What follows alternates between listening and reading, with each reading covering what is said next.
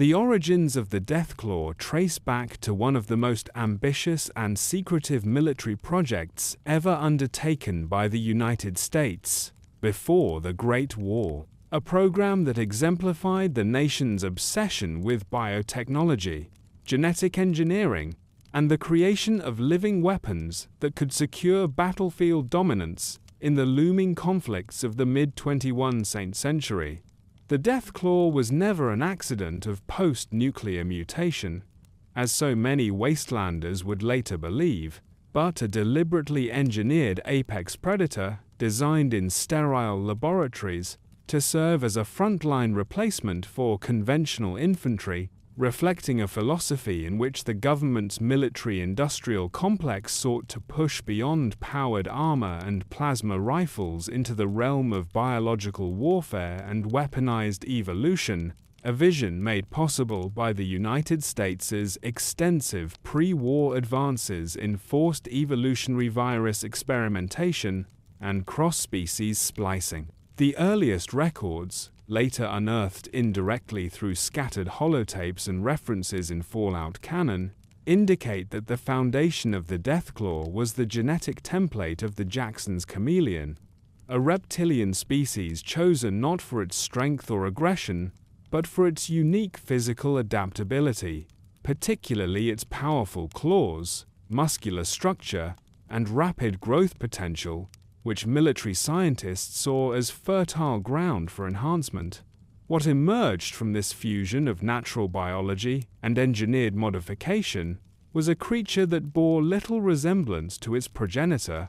as layers of DNA manipulation, hormone augmentation, and FEV-derived splicing transformed it into something larger, stronger, and immeasurably more dangerous, capable of operating independently in hostile environments where human troops could not survive. The Deathclaw project's timeline is difficult to reconstruct with total precision because much of the pre-war record was obliterated in the nuclear exchange of 2077, but consistent canon sources confirm that their development reached an operational testing phase before the bombs fell, with prototype specimens bred and trained under military supervision, though whether they were ever formally deployed on any battlefield remains uncertain.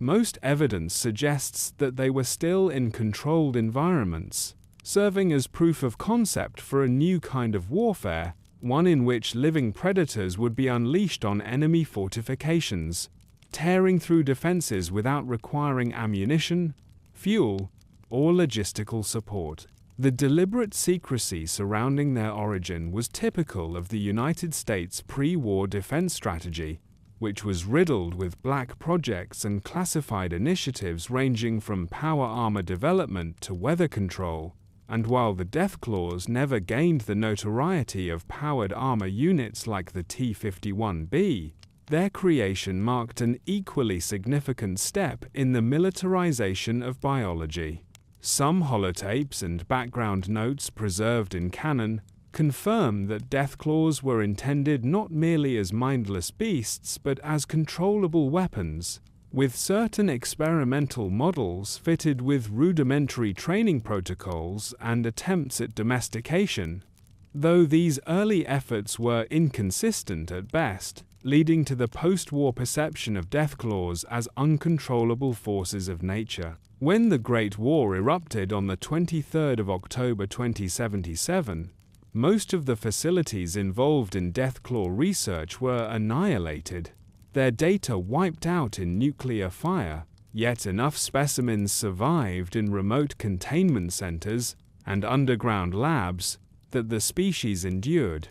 and in the chaotic decades that followed, the creatures either escaped into the Wasteland or were deliberately released by factions who inherited fragments of the pre-war arsenal, seeding the Wasteland with predators unlike anything humanity had faced. What makes the Deathclaw's origin particularly fascinating from a documentary perspective is the way in which it encapsulates the broader hubris of pre-war America, a society that not only armed itself with nuclear weapons, but also sought to master life itself, reshaping evolution to serve war, and in doing so created a legacy that would haunt the post-nuclear world for centuries. In the Deathclaw, the Wasteland inherited the perfect metaphor for human arrogance, a creature bred to kill, too dangerous to control, and too resilient to die out, standing as a testament to both the brilliance and the folly of mankind's scientific ambition. Their earliest confirmed post-war appearances, which we will examine in the following chapter, were not random encounters with mutated lizards, but the direct consequence of this classified pre-war program, one more shadow of the United States military's relentless pursuit of power through science. A shadow that would grow into a living nightmare for survivors, vault dwellers, and wasteland explorers who would learn that some monsters were not born of the radiation, but were deliberately forged by human hands long before the bombs ever fell. The earliest recorded encounters between humanity and the creatures that would later become infamous as Deathclaws occurred not in scattered tales of wandering wastelanders, but in the structured narrative of Vault 13's desperate search for survival during the events of the original Fallout, when the Vault Dweller, emerging into the irradiated ruins of Southern California in 2161, found evidence of a predator unlike anything the post-nuclear world had yet seen. A creature whose sudden appearance and terrifying lethality marked the beginning of their legend. It is within this era of Fallout history that the Deathclaw transitioned from a forgotten military secret to a tangible threat in the Wasteland. First introduced as a rumor whispered among traders and survivors, then revealed in all its horror when the Vault Dweller encountered them directly in a cavern north of Junktown and later in the service of the hub's more dangerous mercenaries. These early Deathclaws, though lacking the diverse variants seen in later games, were depicted as towering reptilian beasts with immense physical power, capable of shredding through the strongest armor and annihilating anyone unprepared for their speed and ferocity, their design deliberately invoking the concept of a living nightmare that combined familiar reptilian traits with monstrous exaggeration, and their lore was expanded through in-game dialogue, which established that even seasoned wasteland traders and gunmen considered them myths, until first-hand encounters proved otherwise. The Vault Dweller's first major canonical encounter with a Deathclaw occurred in the Boneyard, a region built around the ruins of pre-war Los Angeles, where the Gunrunners, a powerful faction of arms merchants, made their base in a fortified pre-war factory. Surrounding them was a warehouse district overrun by Deathclaws, forcing the Gunrunners into isolation and shaping their hardened reputation because the creatures were too dangerous to confront directly with conventional weapons. So instead, the Gunrunners fortified themselves behind steel walls and let the Wasteland whisper of monsters that prowled outside. This specific confrontation revealed much about Deathclaw behavior and their role in early Fallout lore, as the Gunrunners explained that the beasts were organized and territorial, striking with precision rather than random aggression, reinforcing the notion that they were not mutated animals, but something more deliberate. Canon sources also reveal that the Vault Dweller's confrontation with the Mother Deathclaw in the Boneyard represented the first time players and, by extension, Fallout historians could study their reproductive cycle, as the cavern lair contained Deathclaw eggs, establishing that the species was not sterile but capable of breeding and spreading independently, a crucial lore point that explained how they endured in the centuries following the Great War despite their artificial origin. In gameplay, defeating the Mother Deathclaw was one of the most difficult encounters of the first Fallout, cementing their reputation as apex predators. but narratively it also signified the permanence of their presence in the wasteland, as no longer could the species be dismissed as a single escaped experiment. Rather, they were self-sustaining, a new element of the post-nuclear ecology. The Hub, another major settlement in Fallout, also contributed to Deathclaw lore in this early period, as merchants and travelers spoke of caravans wiped out by creatures no one could quite identify, their corpses found torn apart in ways that suggested more than raiders or wildlife. These accounts slowly built the mythos of the Deathclaw as a ghost story of the wastes, until survivors confirmed their existence. The design of these early Deathclaws in Fallout 1 reflected both technological limitations and narrative intent, as their 1,997 sprite-based models, though less detailed than later 3D incarnations, conveyed the essential traits: towering stature, elongated claws, reptilian frame, and a visage, both alien and animalistic, traits that would become refined but never abandoned in later entries. Importantly, in Fallout 1 canon, the Deathclaws were not yet deeply tied to the Enclave or any factional experiments beyond their pre-war origin, but their presence served as foreshadowing, hinting at the shadow of America's pre-war military sins manifesting centuries later as monsters haunting the wasteland. Oral histories within the game, dialogue with NPCs and settlement leaders, helped to cement their cultural impact even in this earliest stage, as few people believed the Vault Dwellers' tales until proven, and even then most treated the beasts as aberrations rather than a permanent feature of the wasteland. A tragic underestimation given how much more widespread and evolved they would become in the decades following Fallout 1. The encounter in the Boneyard, the whispers of the Hub, and the scattered tales of destroyed caravans together formed the first coherent chapter of post-war Deathclaw history, canonically situating their re-emergence as one of the most frightening surprises awaiting humanity's slow recovery, because in them the survivors of the Great War were forced to recognize not only the devastation of nuclear fire, but the consequences of the militarized science that had preceded it, a dual apocalypse of bombs and biology. By the time the Vault Dweller returned to Vault 13, carrying not only the water chip, but also the memories of confronting these unnatural predators, the Deathclaw had already cemented itself as a symbol of the New World Order,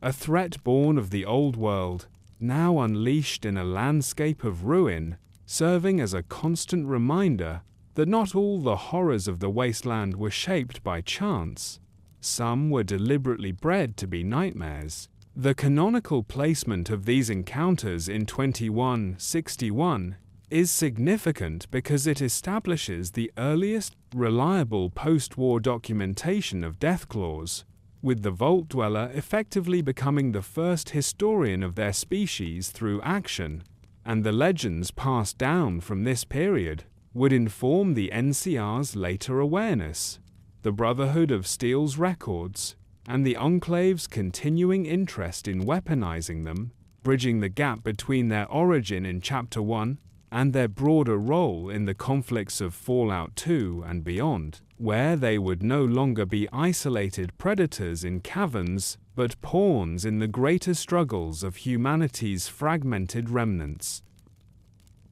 By the time of Fallout 2, set in 2241, the legend of the Deathclaw had already grown in the Wasteland's imagination, but in this sequel the player, known as the Chosen One, encounters the most fascinating and tragic development in the species' entire canonical history: the rise and destruction of the intelligent Deathclaws, an evolutionary offshoot born not by chance, but by deliberate experimentation at the hands of the Enclave, whose agenda of reclaiming and purifying America extended not only to exterminating the mutant and irradiated populations of the wasteland, but also to harnessing and refining its most dangerous pre-war creations, transforming Deathclaws from semi-feral apex predators into reasoning, articulate beings capable of speech, cooperation, and even the beginnings of a culture. This narrative arc,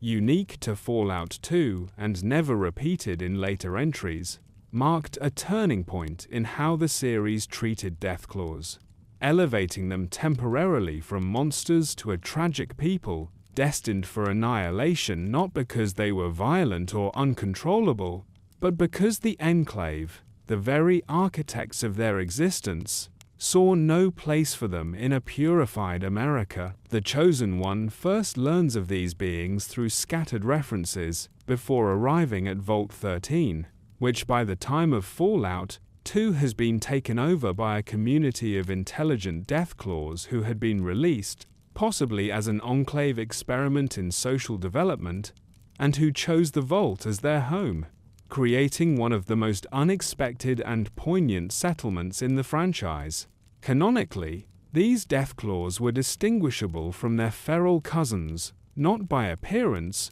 but by their capacity for higher thought and speech, traits explained as the result of genetic manipulation, intended to make them more controllable and versatile weapons, though in practice, this experiment produced beings who valued peace, community, and coexistence, qualities that horrified the Enclave, because they undermined the very idea of using Deathclaws as shock troops. Inside Vault 13, the Chosen One could converse with leaders like Gruthar, an intelligent Deathclaw who represented reason and wisdom, guiding his people in their attempt to survive without violence, and through these conversations, players gained unprecedented insight into Deathclaw biology, history, and perspective, as they described themselves as a species seeking only to be left alone, building families and raising young in the Vault. The design decision by Black Isle Studios to give them articulate voices and distinct personalities was radical, effectively recasting a once terrifying monster into a sympathetic victim of human cruelty, and this canon storyline remains one of the most debated and mourned in Fallout history, because its conclusion is unrelentingly grim. For while the Chosen One could assist the Vault 13 Deathclaws in various ways, helping them secure peace and stability, the broader canon dictates that the Enclave ultimately exterminated the entire community, sparing neither the adults nor the children, a genocide carried out because their very existence represented a deviation from the Enclave's vision of a pure, controlled, post-war order. This extermination was not only an act of cruelty, but also a chilling reminder of the Enclave's role as the inheritors of pre-war militarism, an organization that not only created but destroyed sentient life on a whim, denying the Deathclaws the right to evolve beyond their role as weapons. The tragedy is compounded by the narrative structure of Fallout 2, where the Chosen One, though capable of helping countless communities across Northern California, cannot prevent the destruction of Vault 13's Deathclaws in the long run. And the canon ending confirms their annihilation, meaning that even if the player forms bonds with them, learns their stories, and defends their home, the official timeline erases their future, locking them forever into the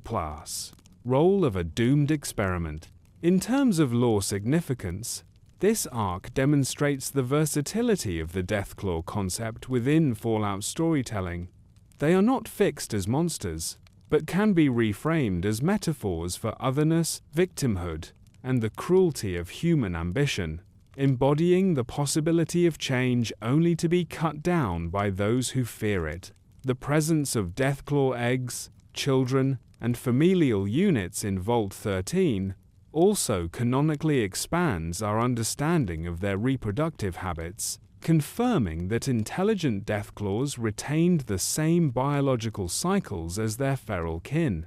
Yet, with the added dimension of raising their young in a structured environment, an echo of human civilization transplanted into the bodies of engineered beasts. Their brief civilization, therefore, stands as a mirror held up to humanity, proof that even beings born in labs and designed for killing could imagine a different path, while humanity's own remnants, embodied by the Enclave, chose to perpetuate destruction. The Vault 13. Deathclaws also represented a unique branch of Fallout canon because they spoke in measured tones, reflected on morality, and acknowledged their violent instincts without being defined by them, making them one of the few non-human species in the series to ever articulate such self-awareness, a narrative experiment that Fallout has never revisited, but which continues to haunt fans and scholars of the franchise. Their extermination, often considered one of the darkest moments in Fallout 2, was described in-game as ruthless and total, leaving no survivors, and in the Fallout timeline, their bloodline is canonically extinct, meaning that every Deathclaw encountered in later games is descended from the original feral stock, not from the intelligent offshoot. This separation between the tragic past of Vault 13 and the continuing menace of Deathclaws in later entries underscores a theme central to Fallout, that opportunities for redemption and evolution are often crushed under the weight of power and ideology. For historians within the Fallout universe, the story of the intelligent Deathclaws would likely be preserved only in fragments, oral tales passed on by the Chosen One or by those few who witnessed them, never recorded in official histories, which explains why by the time of Fallout 3 and Fallout New Vegas, the Wasteland's denizens once again speak of Deathclaws only as mindless killers, the memory of their brief civilization erased, leaving players and lore scholars to grapple with what might have been if the Enclave had not intervened. This chapter of Fallout 2, therefore, serves not only as a deepening of Deathclaw lore, but as a narrative microcosm of the series' larger themes. The cycles of human cruelty, the potential for monsters to become more than their design, and the inevitability of loss in a world shaped by the Great War. If the pre-war United States military was responsible for the creation of the Deathclaw, then it was the Enclave, the shadow government that rose from the ashes of the old world, that ensured the species' continued evolution and expansion across the Wasteland. For in the years following the Great War, the Enclave inherited not only fragments of America's military arsenal, but also much of its classified scientific data, including research on genetically engineered weapons, and they saw in the Deathclaw a perfect opportunity to extend their dominance by reactivating and repurposing one of the most formidable bioweapons ever conceived. It was under their watch that new variants were bred, intelligent mutations were attempted, and the species' trajectory was redirected away from extinction toward further integration into the tapestry of Fallout's post-nuclear ecology. The Enclave's relationship with the Deathclaws was not one of respect for life or ecological stewardship, but of ruthless utility, treating them as tools to be modified, controlled, and ultimately discarded if they could not be harnessed.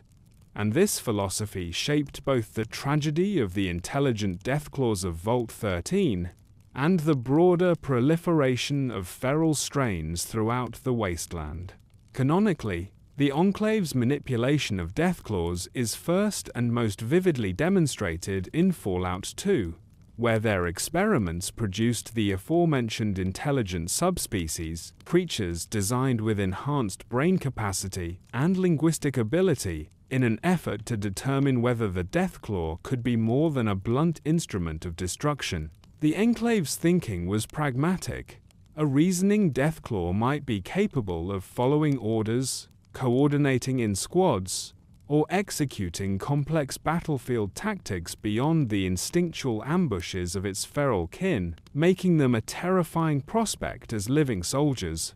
The reality, however, was far different, as the intelligent Deathclaws, while retaining their formidable physicality, developed a moral sense and a desire for community that undermined their intended role as expendable weapons. This outcome represented a failure in the Enclave's eyes, because they were not seeking to create a new people but to refine a killing machine. And when faced with Deathclaws who wished for peace, the Enclave chose eradication, exterminating the Vault 13 settlement to erase what they saw as an unacceptable deviation from their military objectives. Yet, this act was only one chapter in the broader story of Enclave experimentation, for beyond the doomed intelligent strain, the organization also pursued enhancements of strength, speed, and aggression, producing subspecies that were faster,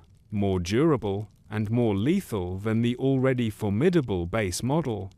Variants that would filter into the Wasteland either through deliberate release, battlefield deployment, or escape from containment facilities. The Enclave's scientific philosophy mirrored the United States military's pre-war ethos in its willingness to push biological manipulation without ethical restraint, but where the pre-war government had been racing against time before the bombs, the Enclave operated in the open ruins of a dead world, able to test their creations without fear of oversight or public backlash, and this freedom allowed them to push the Deathclaw design even further. Certain in-game accounts, including scattered holotapes and lore entries, suggest that the Enclave maintained specialized breeding programs, altering Deathclaw genetics to maximize their role as terror weapons, which explains the appearance of exceptionally powerful Deathclaw variants in later Fallout entries,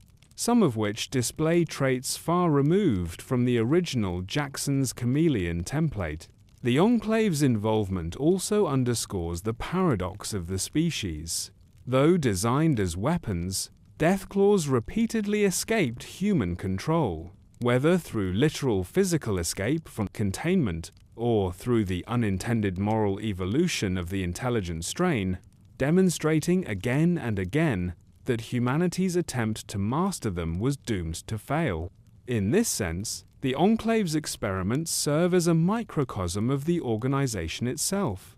an embodiment of the hubris of believing that technology and authoritarian control could restore the old world, when in reality their efforts only deepened the chaos of the Wasteland. Fallout 2 makes clear that the Enclave had access to vast resources on the Poseidon oil rig, and while their ultimate plan centered on the Forced Evolutionary Virus and the eradication of Wasteland mutants, their Deathclaw projects reveal the breadth of their ambition, for they sought to command not just the political future of America, but the very building blocks of life itself, reshaping species into weapons as easily as they deployed vertibirds or advanced energy weapons. Later Fallout titles, while not revisiting the intelligent Deathclaws directly, still bear the imprint of the Enclave's manipulation, as many of the subspecies encountered,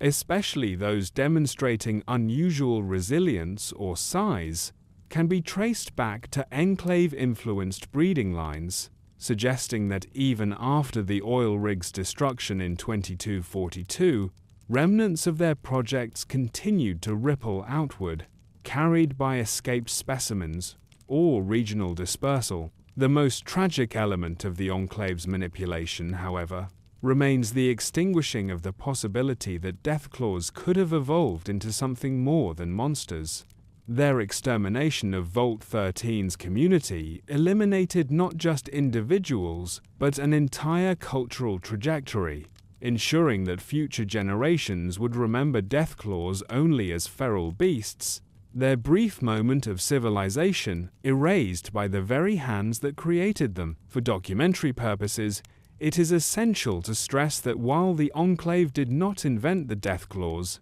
their role in canon is inseparable from the species' post-war narrative, because they took a pre-war weapon and made it a post-war legacy. expanding its presence, multiplying its variants, and ensuring that no traveler of the Wasteland could ever again dismiss Deathclaws as isolated anomalies. The Enclave's manipulation thus bridges the gap between origin and proliferation, serving as the catalyst for the spread of Deathclaws into the Commonwealth, the Mojave, and Appalachia, where they appear in later Fallout games as entrenched apex predators, no longer confined to hidden laboratories, but firmly embedded in the new ecosystems of the Wasteland. In the end, the Enclave's experiments reflect the broader theme of Fallout, that human arrogance in manipulating life itself always carries consequences,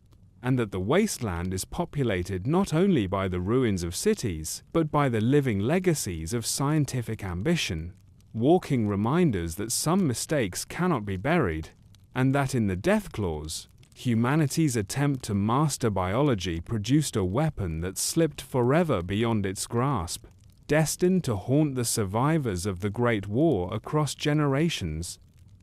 By the year 2277, when Fallout 3 unfolds in the capital Wasteland, the Deathclaws had already moved far beyond isolated legends and tragic experiments, having become a well-known, yet still dreaded element of the post-nuclear world, feared by caravans, raiders, and settlers alike, and in this entry of the series, their presence is solidified, not only through direct encounters, but also through their incorporation into the design of the Wasteland's most dangerous spaces, ensuring that players and in-universe survivors alike could never forget the terror these creatures inspired. Unlike the nuanced role they played in Fallout 2, where their capacity for intelligence and tragic annihilation became central to the narrative, in Fallout 3, the Deathclaws were reintroduced primarily as apex predators, stripped once more of speech and civilization,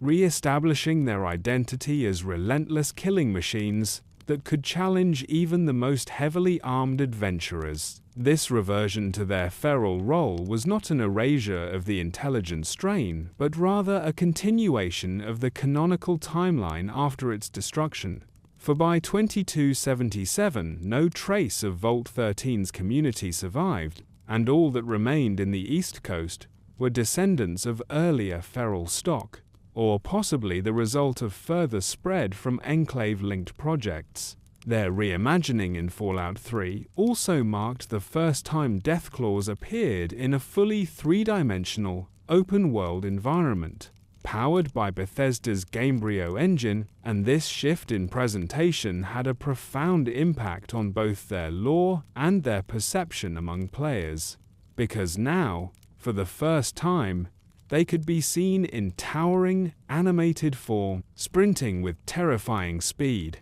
swiping with claws that could rip through power armor, and moving with a fluidity that made them far more threatening than their sprite-based ancestors in Fallout 1 and 2. Canonically, Deathclaws in Fallout 3 inhabit various regions of the capital Wasteland, but their most famous stronghold is Old Olney, a ruined town overrun by them, which in-game functions as a kind of proving ground for players seeking to test their skills against the most lethal enemy type in the Wasteland. The lore of Old Olney is particularly important because it demonstrates how Deathclaws integrated into the fabric of local environments, transforming human settlements into their own domains, and serving as grim monuments to humanity's inability to reclaim the ruins of the old world. In-universe, Old Olney is spoken of with fear and awe,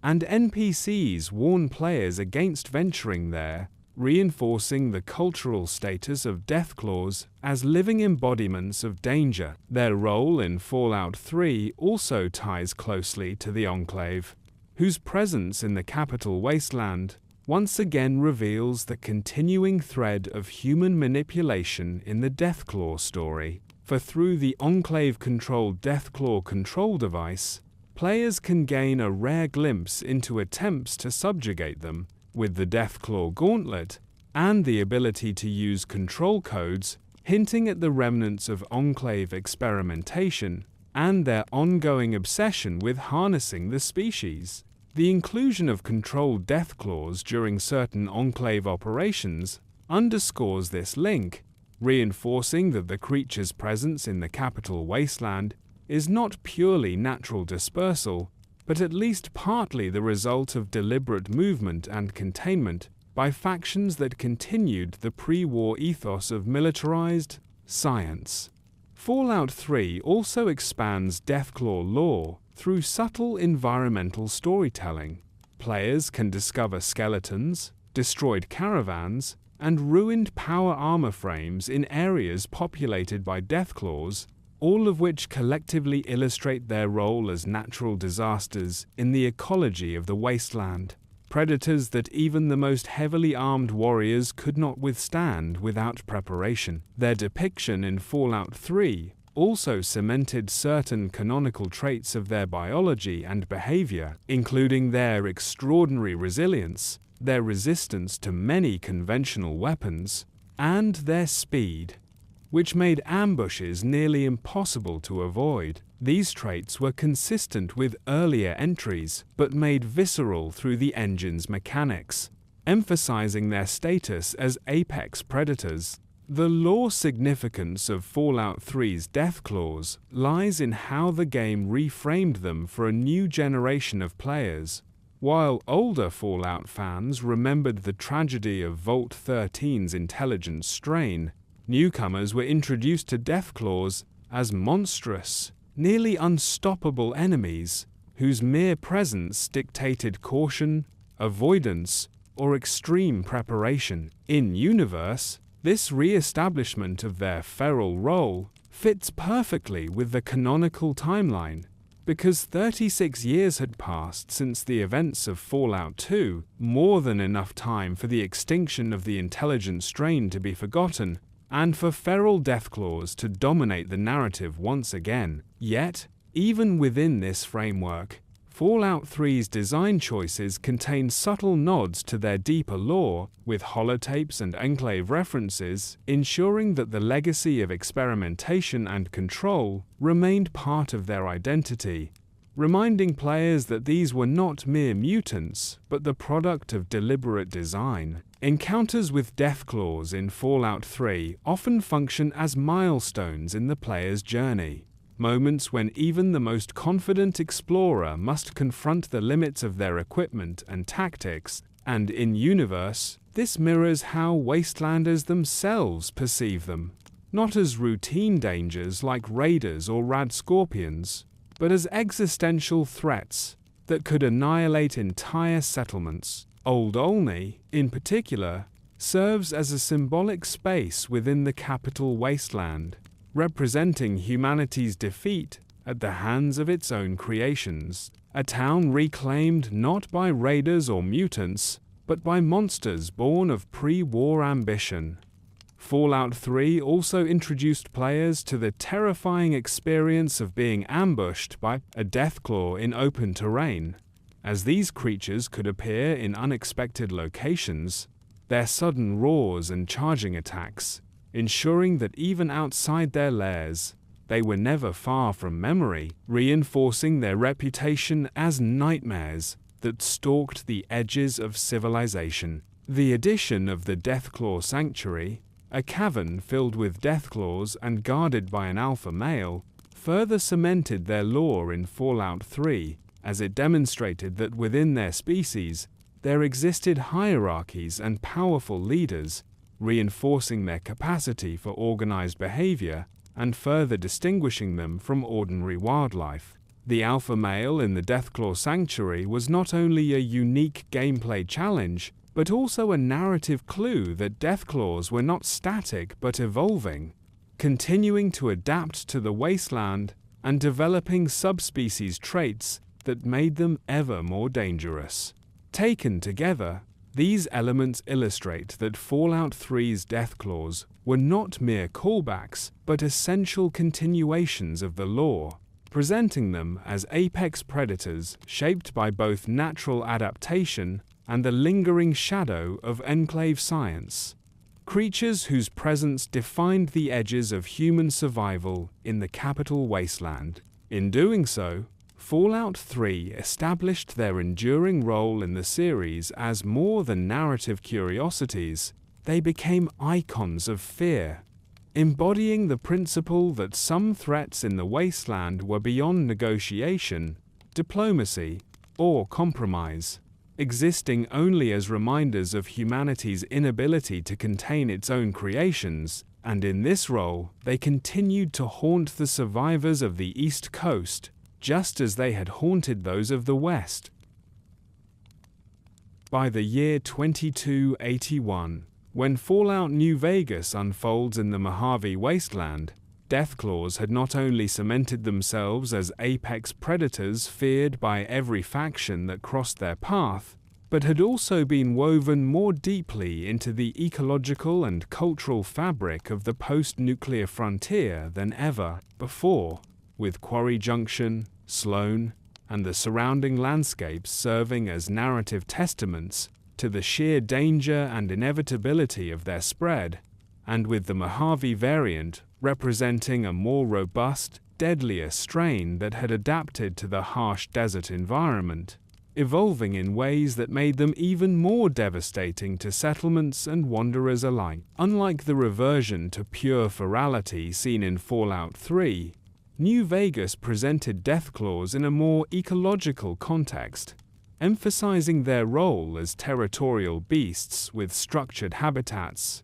defined hunting grounds, and even parental dynamics, as seen in the presence of the mother Deathclaw and the legendary alpha male, whose unique forms and traits underscored the continued capacity for variation within the species. Quarry Junction, the single most infamous Deathclaw nest in the Mojave, functions as both a gameplay challenge and a lore monument, demonstrating how pre-war industrial sites could be reclaimed by post-human forces, and in this case, the beasts had turned a once functional limestone quarry into a colony that kept the NCR at bay, preventing them from exploiting its strategic resources, and underscoring once again how the existence of these creatures shaped the geopolitical realities of the Wasteland. The NCR, despite its military might, was unable to dislodge the Deathclaws from Quarry Junction,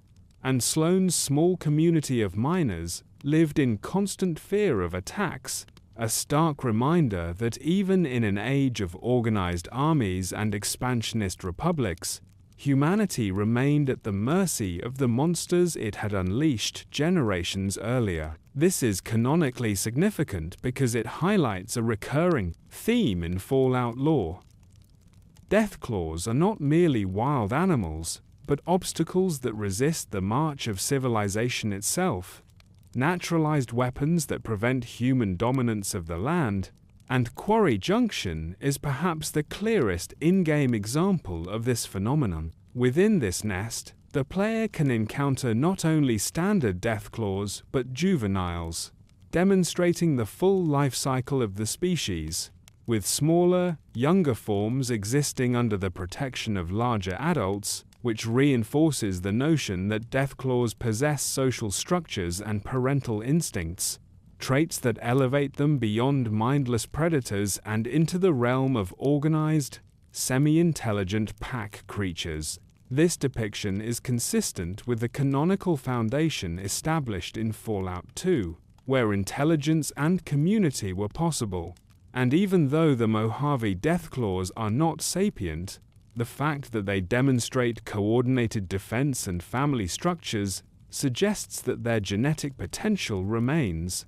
and that they are far from simple beasts. The mother Deathclaw and the alpha male are further evidence of this evolutionary path, as they demonstrate specialization within the species, with the mother representing the matriarchal protector of the young, and the alpha embodying the role of dominant leader, reinforcing the idea of hierarchy and structured dominance within packs. In a lore sense, this implies that Deathclaws have continued to adapt and diversify long after the collapse of the Enclave's projects,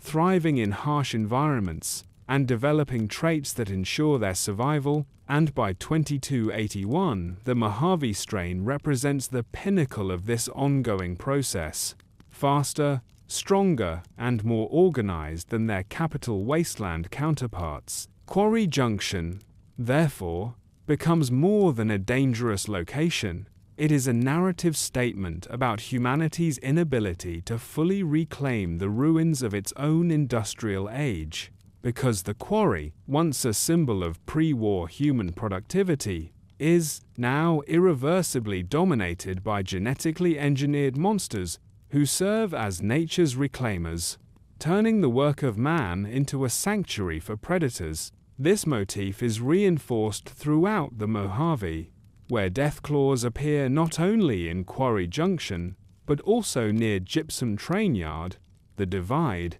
and scattered across rocky canyons and deserts, each location suggesting the creature's ability to establish new colonies wherever conditions permit. In the Divide, particularly in the Lonesome Road DLC, Deathclaws are presented in a harsher, more apocalyptic setting, reinforcing their status as survivors who can endure even in blasted wastelands racked by storms and ruin. Their presence there, another reminder of the inevitability of their spread and their ability to thrive in nearly any environment, touched by radiation and human devastation. The NCR's failure to clear Quarry Junction is one of the most lore-significant details in Fallout New Vegas, because it reveals the limits of human power in the post-war world. Despite advanced weaponry, training, and numbers, an organized military force cannot overcome a concentrated Deathclaw nest without catastrophic losses, proving that these creatures remain as much a strategic threat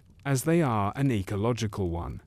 In-universe, this failure contributes to the ongoing stalemate between the NCR and Caesar's Legion, because the inability to secure the quarry denies the NCR access to valuable resources that could have strengthened their war effort, subtly showing how Deathclaws indirectly influence the larger political narrative of the Mojave. Players themselves, if bold enough, may attempt to clear the quarry, but canonically, the fact that Sloane's settlers remain trapped in fear indicates that this was not achieved on a wide scale, and the Deathclaws remain dominant, maintaining their symbolic and practical control of the area.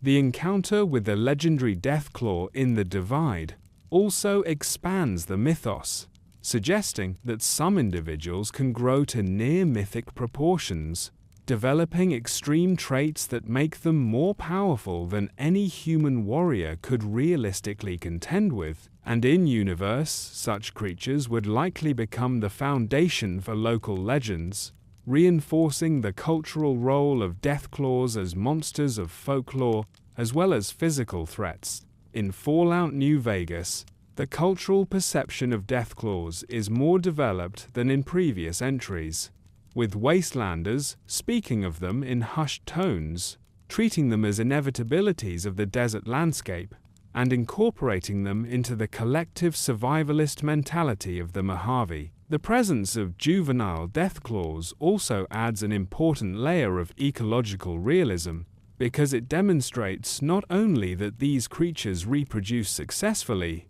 but that they maintain colonies capable of long-term survival, ensuring that they are not simply remnants of pre-war experiments, but thriving species with futures independent of human intervention. This independence is vital to their lore, because by 2281, no evidence exists of ongoing enclave control in the Mojave, which means that the Deathclaws there are naturalized populations, spreading and evolving without direct human oversight, proving that the experiment had succeeded too well, and that humanity had permanently altered the balance of nature with its reckless pre-war designs. Fallout New Vegas also subtly builds on the theme of Deathclaws as regulators of human expansion, because their presence blocks NCR progress, threatens caravans, and shapes settlement patterns. showing that even after 2 centuries,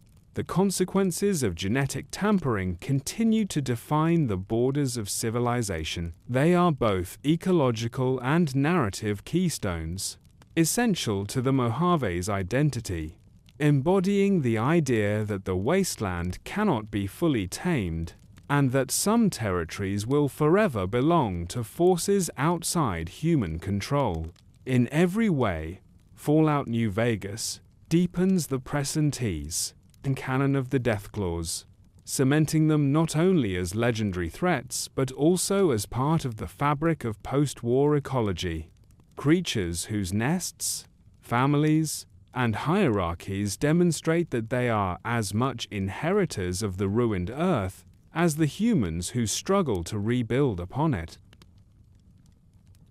By the year 2287, the world of Fallout 4 inches, the Commonwealth demonstrated that Deathclaws had not only endured, but had become one of the most terrifying and iconic forces within the ecosystem of post-nuclear America, with their role elevated from dangerous predators into almost mythic embodiments of wasteland fear. Creatures whose appearances were tied not only to environmental storytelling but to major narrative beats, most famously in Concord, where the sole survivor's very first battle outside Vault 111 culminates in a confrontation with a Deathclaw, ensuring that the player's introduction to the Commonwealth also serves as an initiation into the new age of terror these beasts represent. The decision to place a Deathclaw in Concord so early is not simply a gameplay challenge, but a canonically significant choice,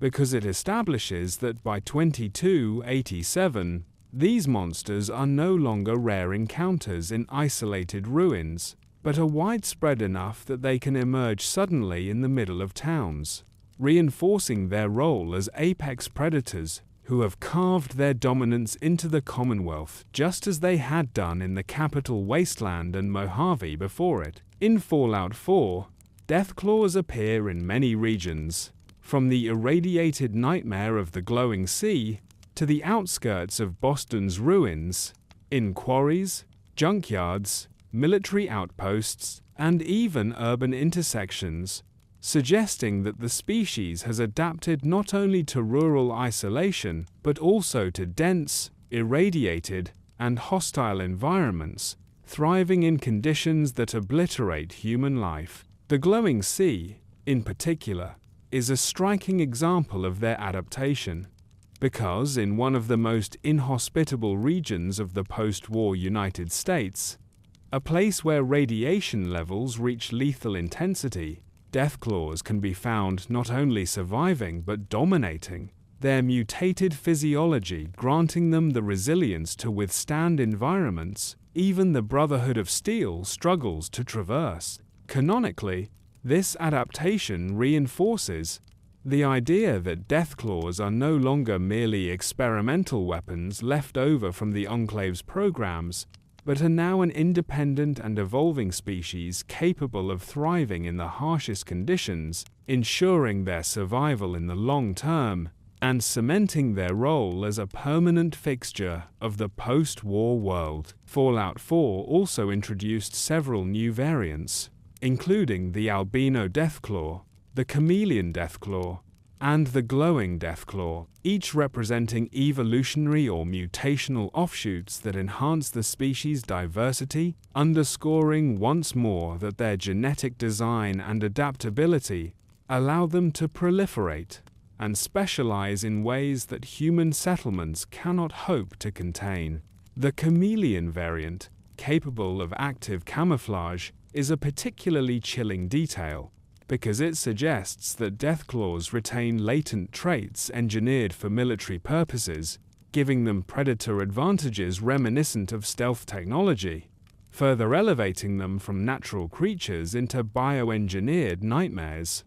This is consistent with their pre-war origins, because the US military designed them for battlefield adaptability, and 2 centuries later, those design elements are still manifesting, not as controlled tools, but as uncontrolled evolutionary traits that make them even more dangerous to Wasteland inhabitants.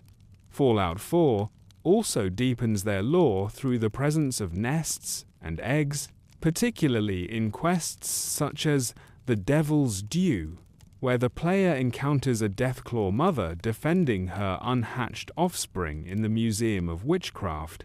a location that deliberately blends the supernatural horror associated with old-world folklore with the biological terror of Deathclaws, reinforcing their role as wasteland monsters who are so terrifying that even pre-war myths of witches and demons are reinterpreted through their existence. This quest is particularly important because it highlights parental instinct,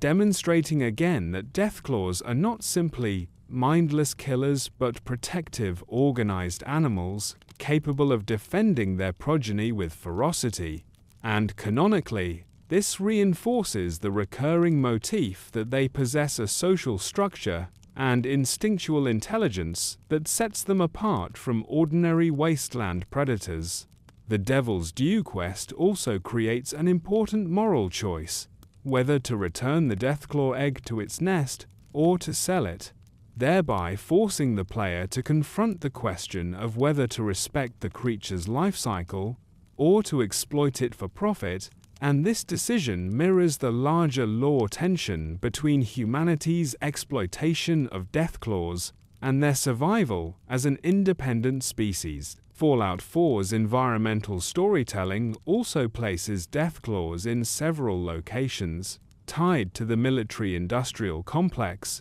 such as the Massachusetts State House and various military checkpoints, suggesting that their spread continues to intersect with sites of pre-war significance, reinforcing the motif that humanity cannot escape the shadow of its own designs, and that the very ruins of civilization provide the stage for the monsters it created. The glowing Deathclaws, glowing with radioactive power, are perhaps the most striking symbol of this theme, embodying the fusion of nuclear devastation and genetic engineering, creatures who are not merely survivors of the apocalypse but avatars of it, radiating the destructive energy of the world that gave birth to them. In gameplay, Deathclaws are among the most lethal encounters in Fallout 4. Their speed, power, and resilience challenging even heavily armed players. But canonically, this difficulty reflects their established place in the ecosystem as predators capable of tearing through armored soldiers and scattering caravans, forcing settlements like Diamond City, Goodneighbor, and the Brotherhood of Steel's forces aboard the Pridwen to treat them as existential threats. NPC dialogue often references Deathclaws in fearful tones, further underscoring their mythic role in the cultural consciousness of the Commonwealth. For Wastelanders, they are not simply dangerous creatures, but symbols of terror, invoked in warnings and cautionary tales much like dragons or demons in the folklore of earlier ages. Fallout 4 also canonically demonstrates that Deathclaws are not uniformly solitary, with evidence of communal nesting suggesting that in some areas, particularly the glowing sea, they form colonies with multiple individuals, which reinforces the notion of social structure and provides a chilling counterpoint to humanity's fragmented settlements, where human communities struggle to survive in scattered towns and outposts. Deathclaw colonies thrive in blasted ruins, self-sustaining and uncontested. The introduction of the albino variant further develops the sense of variation, showing that these creatures are capable of genetic drift and adaptation across generations, and the fact that such rare mutations are observed in the wild indicates that their populations are not static but dynamic, evolving in response to environmental pressures in ways that make them increasingly formidable. Taken together, Fallout 4 presents Deathclaws as fully naturalized within the post-war ecosystem, no longer tethered to enclave control or vault-based experiments, but existing as self-perpetuating species whose spread across the wasteland is inevitable, unstoppable, and permanent, and this status is perhaps their most important canonical development, for it demonstrates that 2 centuries after their creation, the weapons of the old world have become the inheritors of the new, carving out territories and dominating environments in ways that no human faction can rival. The sole survivors' encounters with Deathclaws thus serve as narrative reminders that despite advanced technology, power armor, and the backing of powerful factions, the Wasteland is still fundamentally shaped by forces beyond human control. And Deathclaws stand at the pinnacle of those forces, an ever-present reminder of the hubris of the past and the dangers of the present. In every aspect of Fallout 4's design, from Concord to the glowing sea, from nests to unique variants, Deathclaws are woven into the story of the Commonwealth as monsters, symbols, and survivors, continuing their evolution from experimental weapons into one of the defining species of the post-nuclear Earth. By the year 2102, Fallout 76 presents a unique snapshot of the Deathclaw's role in Appalachia several decades after the Great War, during a period when the mutated descendants of pre-war experiments had already begun establishing themselves across the eastern United States, and where the absence of human settlements allowed them to reclaim territories largely unchallenged, evolving in isolation and giving rise to unique regional adaptations that were shaped not only by the harsh post-nuclear environment, but also by the lingering influence of pre-war genetic engineering, particularly the traits embedded in their DNA by the original Forced Evolutionary Virus experiments and subsequent enclave manipulations. Unlike previous Fallout entries, where Deathclaws were presented primarily as narrative or gameplay obstacles,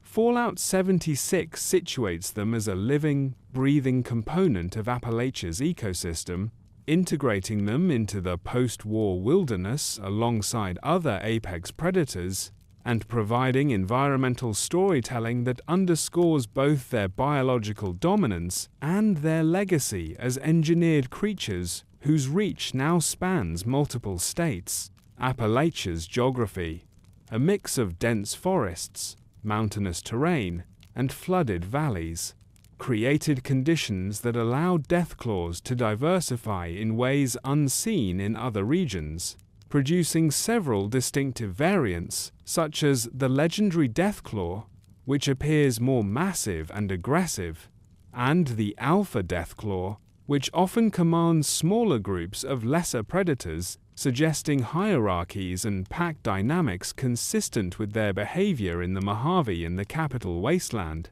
but now adapted to a wetter, more heavily forested environment. The canonical design of these Appalachian Deathclaws demonstrates evolutionary plasticity, with thicker hides, elongated claws, and more muscular frames than their Western counterparts, adaptations that allowed them to navigate rugged terrain, scale rocky cliffs,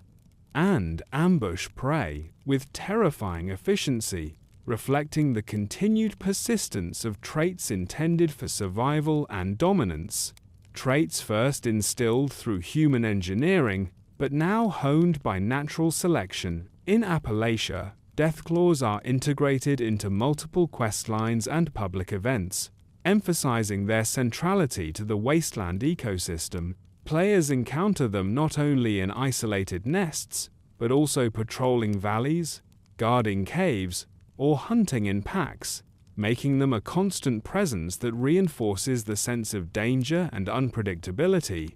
as well as demonstrating their ecological role as apex predators controlling population dynamics of other mutated species, such as feral ghouls and giant insects, further cementing their place as a dominant species in the Eastern Territories. Their presence is also reflected in Appalachia's surviving human communities, including Vault 76 descendants, settlers, and raiders, all of whom regard Deathclaws with a mixture of superstition, fear, and respect,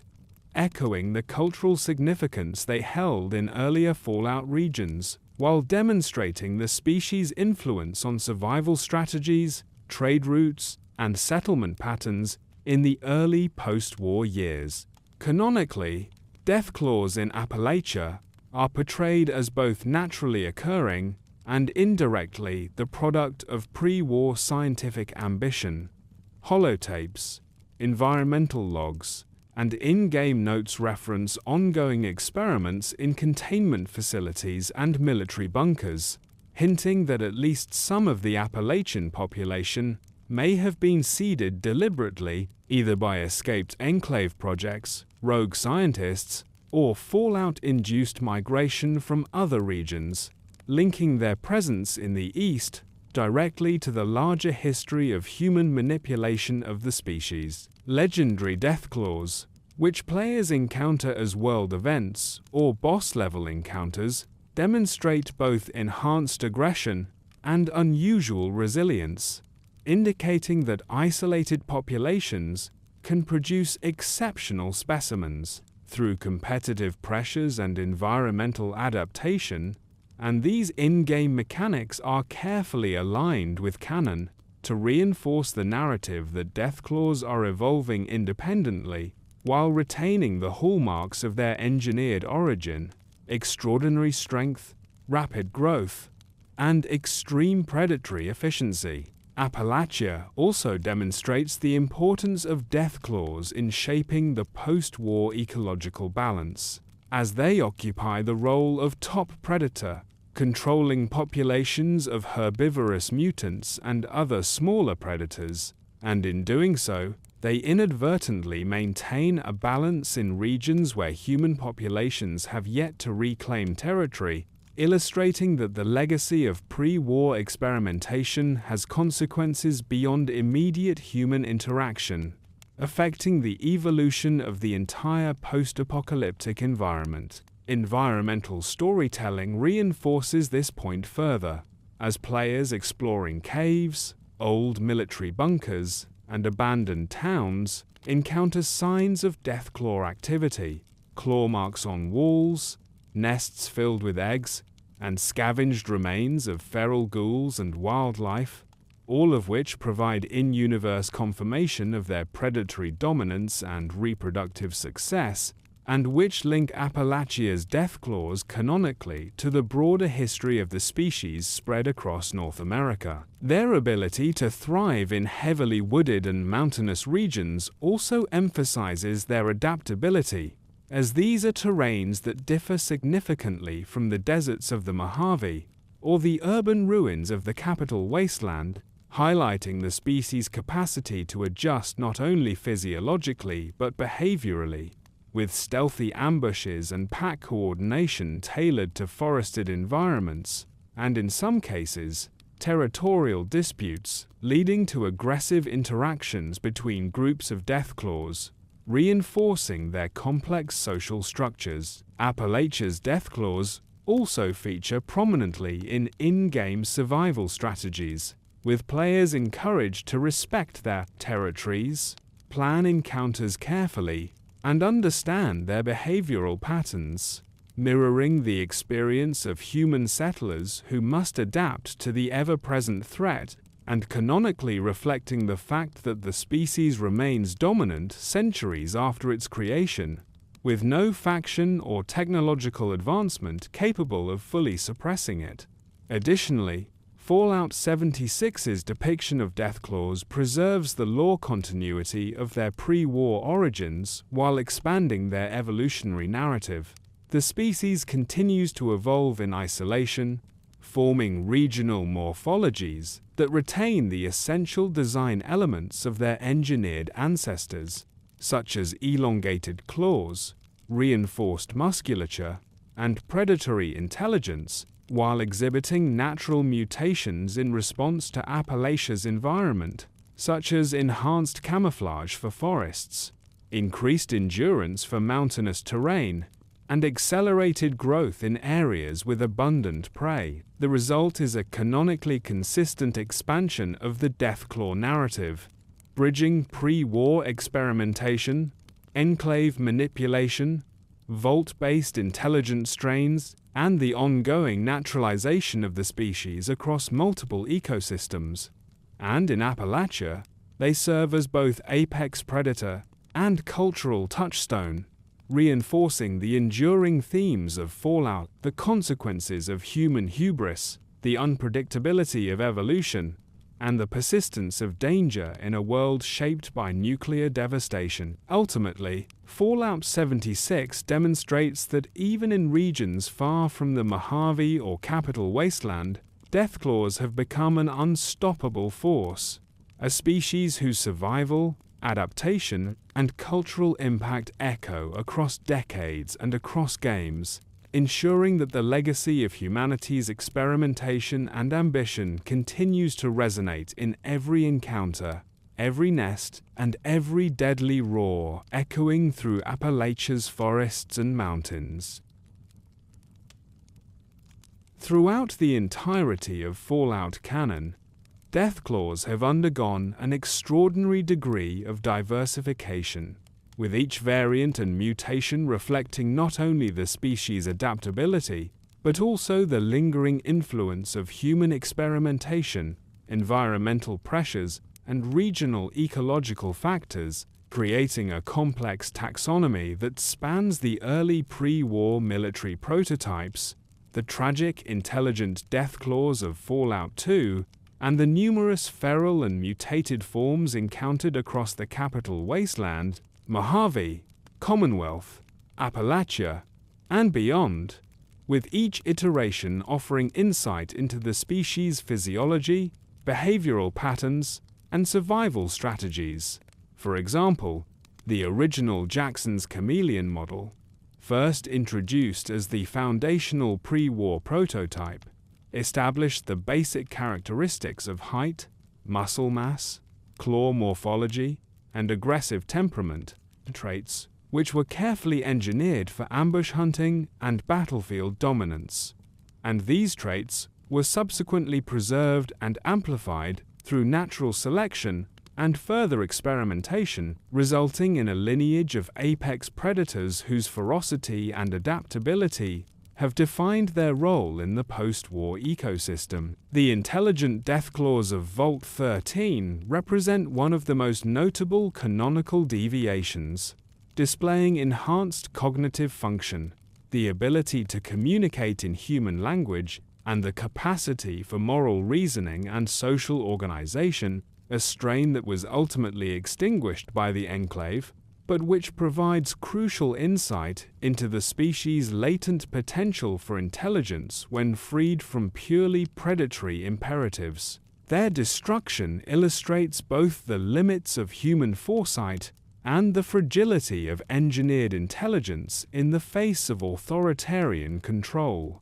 leaving all subsequent Deathclaw populations feral, yet retaining the possibility of exceptional genetic traits that can manifest in regional variations. In Fallout 3, variants such as the standard, feral Deathclaw and the alpha male demonstrate an evolutionary divergence adapted to the urban and semi-urban environment of the capital Wasteland, with the alpha male exhibiting increased size, aggression, and pack-leading capabilities, indicating that within each colony or territory, natural selection favors traits that enhance dominance, coordination, and predatory efficiency, while standard feral forms maintain baseline levels of strength, speed, and resilience necessary to survive independently. Fallout New Vegas further expands the taxonomy, introducing the Mojave variants, including the legendary Deathclaw, the Mother Deathclaw, and pack leaders, each demonstrating ecological adaptation to desert terrain, territorial behavior, and social hierarchy,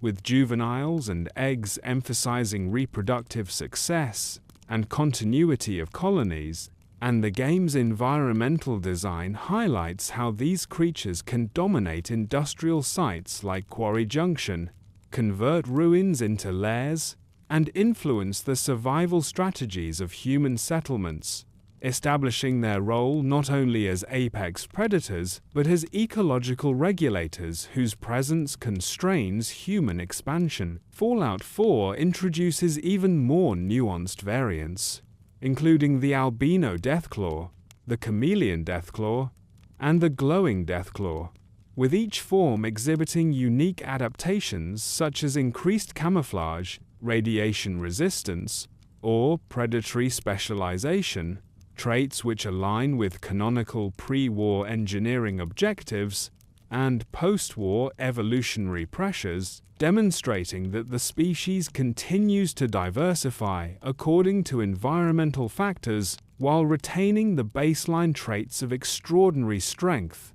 reflexes, and lethality. The chameleon variant, in particular, demonstrates stealth-based predation capabilities, suggesting latent genetic engineering designed to augment battlefield survivability, while the glowing Deathclaw emphasizes the interaction between radiation, exposure, and mutagenic potential, creating a visually and behaviorally distinct subspecies adapted to irradiated environments, which canonically reflects both natural selection and the unintended consequences of the nuclear apocalypse. Fallout 76 introduces Appalachian variants that reflect both regional adaptation and ecological pressures distinct from previous games, including larger specimens, the legendary Deathclaw, and Alpha Deathclaws, all of which demonstrate forest camouflage, endurance for mountainous terrain, and enhanced predatory coordination in packs, highlighting the species' capacity to evolve in response to local environmental constraints, while maintaining the lethal traits originally engineered for combat and ambush, ensuring their survival independent of human interference. Across all games, juvenile Deathclaws and eggs are consistently depicted as integral to reproductive and social behavior, reinforcing canonical continuity in the species' life cycle, with adults exhibiting protective behaviors, coordinated hunting strategies, and territoriality that suggest complex social structures within colonies, and in some cases, the presence of dominant matriarchs or alpha males functions as apex regulatory mechanisms that maintain group cohesion and optimize predatory efficiency. Canonical sources also document size variation among subspecies, with Mojave and Appalachia populations generally larger than capital Wasteland forms, while glowing sea and irradiated forms exhibit adaptations for radiation resistance, illustrating that genetic plasticity allows Deathclaws to maintain apex status across multiple biomes, from arid deserts to forested mountains to urban ruins, and this breadth of adaptability cements their position as one of the most ecologically versatile and narratively significant species in Fallout. Additionally, behavioral differentiation among variants is notable, whereas feral Deathclaws in urban ruins may rely on stealth, ambush tactics, and confined spaces to compensate for reduced mobility,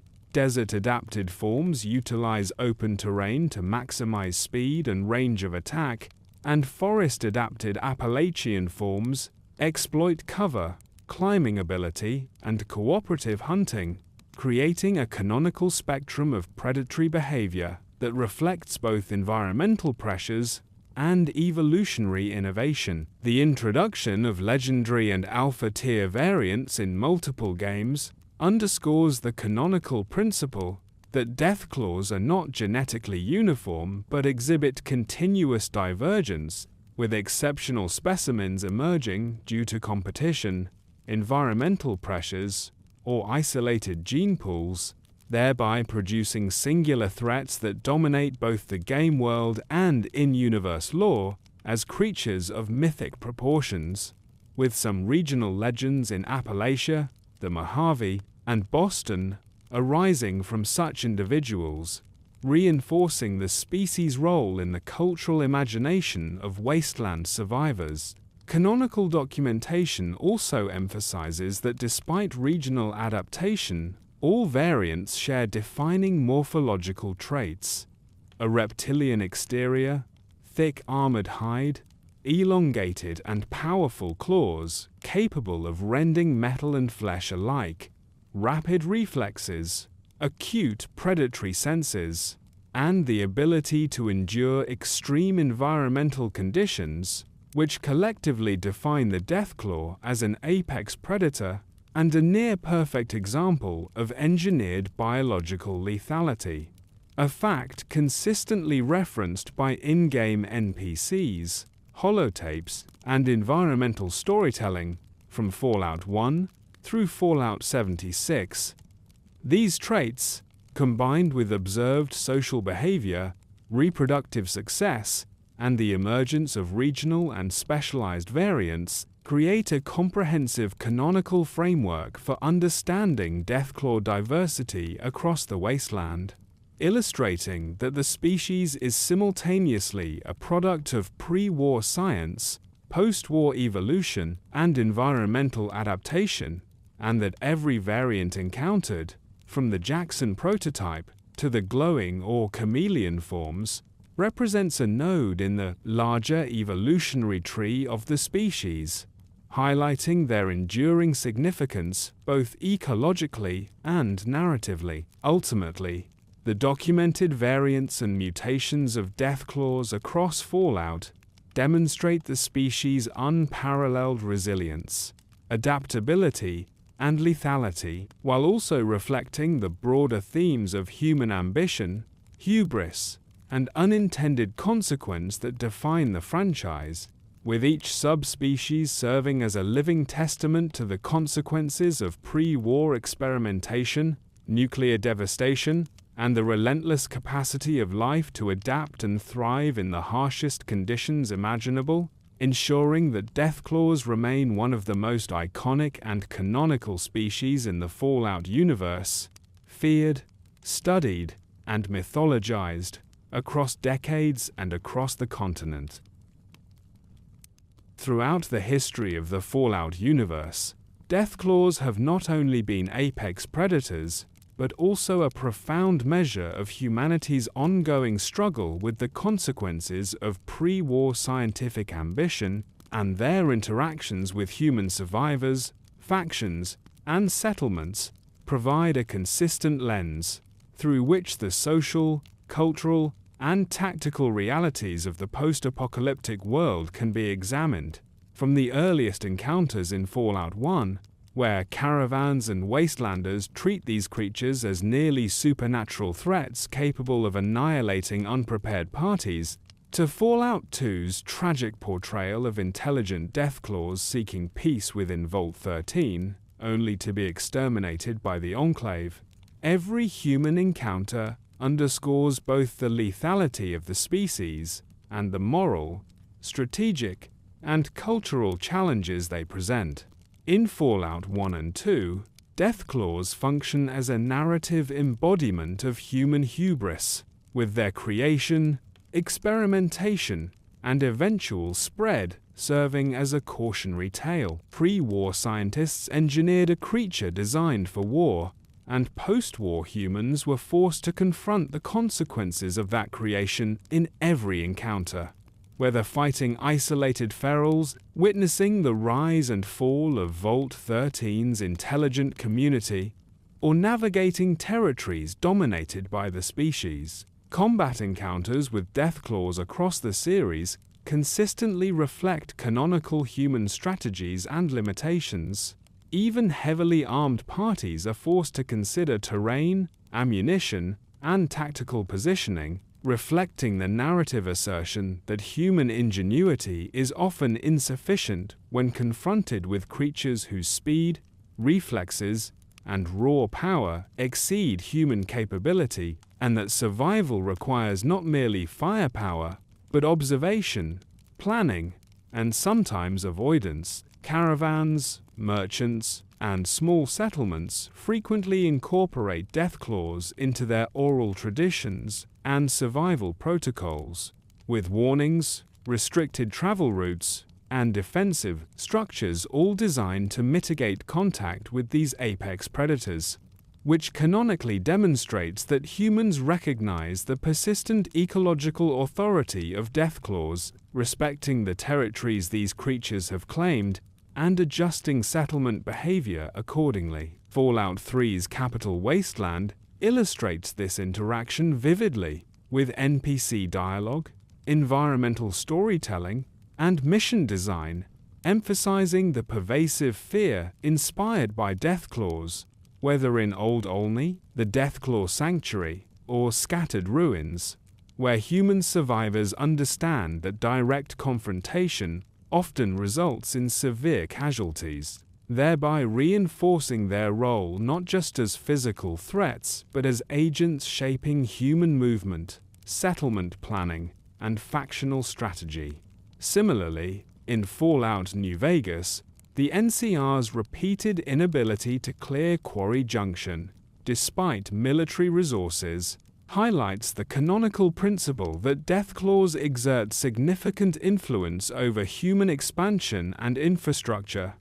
shaping strategic decisions, settlement safety, and even supply lines, with the species' presence dictating where humans can or cannot establish reliable operations, thereby embedding them into the socio-political fabric of the Mojave Wasteland. Fallout 4 continues this tradition, demonstrating the sole survivor's initial confrontation with a Deathclaw in Concord as a formative human experience, immediately establishing the creature's narrative role as both environmental hazard and cultural touchstone,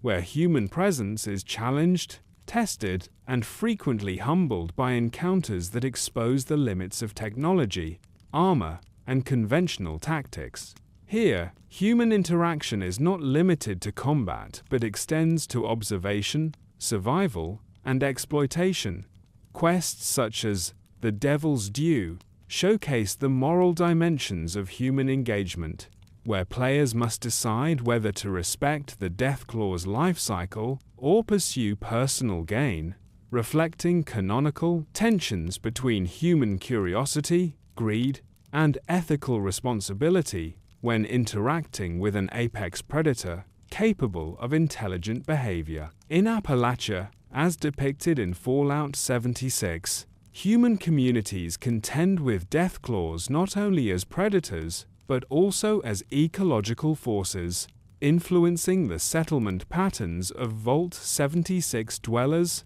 settlers, and raiders alike. Canonical encounters highlight that even in early post-war years, humans are forced to develop both cooperative and individual strategies, utilizing environmental awareness, traps, ranged weaponry, and communal defense in response to the omnipresent threat posed by these creatures, underscoring the species' role in shaping human survival practices. Legendary and alpha-tier Deathclaws, appearing across multiple regions and games, serve as canonical benchmarks for human engagement. Their exceptional size, strength,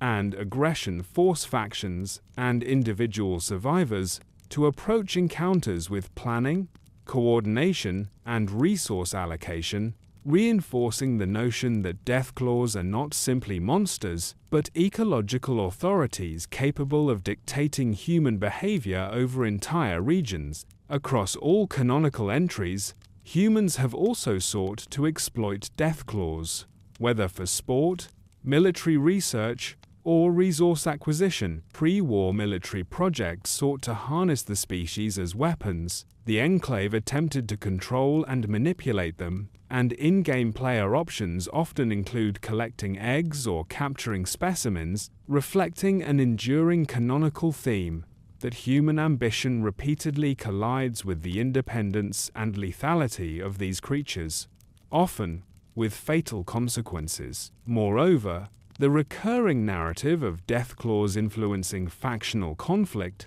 such as the NCR versus Caesar's Legion, settlements near Deathclaw nests, and Brotherhood of Steel patrols, demonstrates the species' enduring strategic significance. Humans must account for their presence not only in survival, but in broader political and military decision-making, a canonically consistent motif across all timelines. Importantly, human perception of Deathclaws blends fear, respect, and myth, with in-universe accounts describing them as near supernatural beings, embodiments of vengeance for past scientific hubris, and symbols of uncontested natural authority, which reinforces their canonical position as creatures whose interaction with humans is always meaningful, shaping lore, storytelling, and gameplay simultaneously. Whether through direct combat, ecological influence, cultural mythology, or strategic obstruction, Deathclaws define the parameters of human experience across the Wasteland, canonically ensuring that every human community, faction, and individual must contend with their presence, adapt to their behaviors, and respect the limits imposed by a species that remains, across every timeline and region, both supremely adapted and terrifyingly autonomous. The ecology and life cycle of Deathclaws represent one of the most compelling and consistent elements of canonical Fallout lore, revealing a species whose survival strategy, reproductive habits, and predatory behavior have allowed it to maintain apex status across diverse post-war environments, while simultaneously reflecting the lingering impact of human genetic engineering. For even as the species evolved and spread beyond containment facilities, elements of pre-war design continue to influence its life history traits and ecological role, resulting in a predator that is both biologically optimized and extraordinarily adaptable. Canonical sources across the series establish that Deathclaws typically occupy defined territories that may include natural formations such as cliffs, caves, and quarries,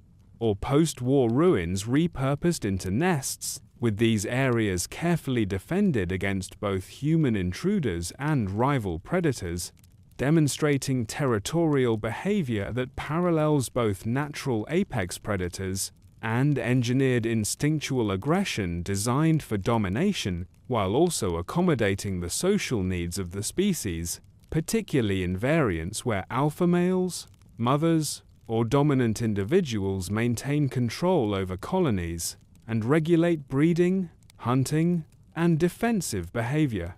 Reproduction within Deathclaw populations is marked by egg-laying, a trait preserved throughout canonical appearances from Fallout 2 through Fallout 76, with females typically selecting secluded or fortified nesting sites to maximize the survival probability of offspring. Canonical observations in New Vegas's Quarry Junction, Fallout 4's Devil's Due Quest,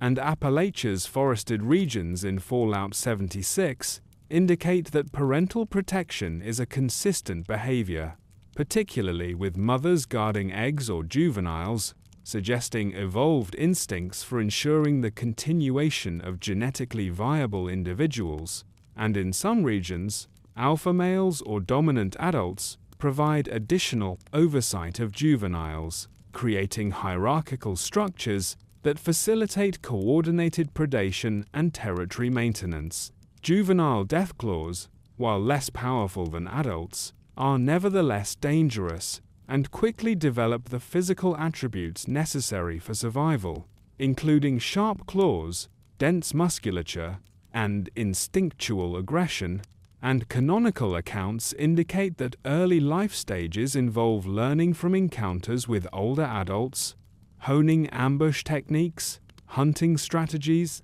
and defensive maneuvers that collectively prepare them for apex status, reflecting both natural and engineered elements of their life cycle.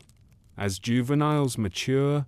they begin to assert themselves within local hierarchies, competing for status, territory, and breeding opportunities, ensuring that the strongest and most capable individuals propagate their genes, a process that reinforces natural selection while amplifying the lethality of adult populations. Diet and hunting behavior also contribute to the ecological dominance of Deathclaws, as canonically they are hypercarnivorous, capable of preying on virtually any life form within their environment, including mutated wildlife, feral ghouls, rad scorpions, humans, and even armored combatants, with packs often employing ambush strategies, coordinated attacks, and environmental manipulation to overpower prey. Environmental storytelling in Fallout 3, New Vegas, Fallout 4, and Fallout 76 consistently reinforces this predatory behavior, with signs such as mangled remains, claw marks, and overturned vegetation documenting the species' efficiency as hunters and their dominance over local food chains. Habitat preferences are diverse, yet consistently reflect canonical needs for both security and access to prey, with Deathclaws inhabiting quarries, ruined towns, caves, forests, irradiated zones, and deserts, each environment shaping specific physical and behavioral adaptations, from enhanced camouflage in forested Appalachia to endurance and heat tolerance in Mojave deserts, to radiation tolerance and glowing variants in the glowing sea, demonstrating that ecological pressures continue to drive diversification in morphology, behavior, and social organization. Pack structure and social behavior are particularly significant in canonical observations, with alpha males or dominant figures guiding group activity, coordinating defense against intruders, and facilitating reproductive hierarchies. Mother Deathclaws are noted for the protection of juveniles, while subordinate adults may assist in hunting or territory maintenance, indicating complex social interactions beyond simple predator-prey dynamics, and in some cases, these structures contribute to emergent behaviors such as cooperative ambushes, territorial disputes between rival groups, and strategic retreats, all of which enhance both survival and reproductive success. Longevity and growth rates are also noteworthy, with canonical sources suggesting that Deathclaws reach full size and apex status over several years, with exceptional specimens, legendary or alpha-tier individuals, continuing to grow and dominate both ecologically and physically, representing the pinnacle of genetic potential, and these individuals often establish dominance over multiple territories or colonies, further influencing local ecosystems and shaping human and animal behavior within their regions. Environmental adaptation extends to radiation tolerance, temperature resilience, and dietary flexibility, as evidenced in Appalachia, the Glowing Sea, and Mojave regions, allowing Deathclaws to occupy ecological niches that would exclude all but the most robust species, reinforcing their canonical status as apex predators with near-universal ecological dominance. These traits also highlight the interaction between pre-war engineering and natural selection,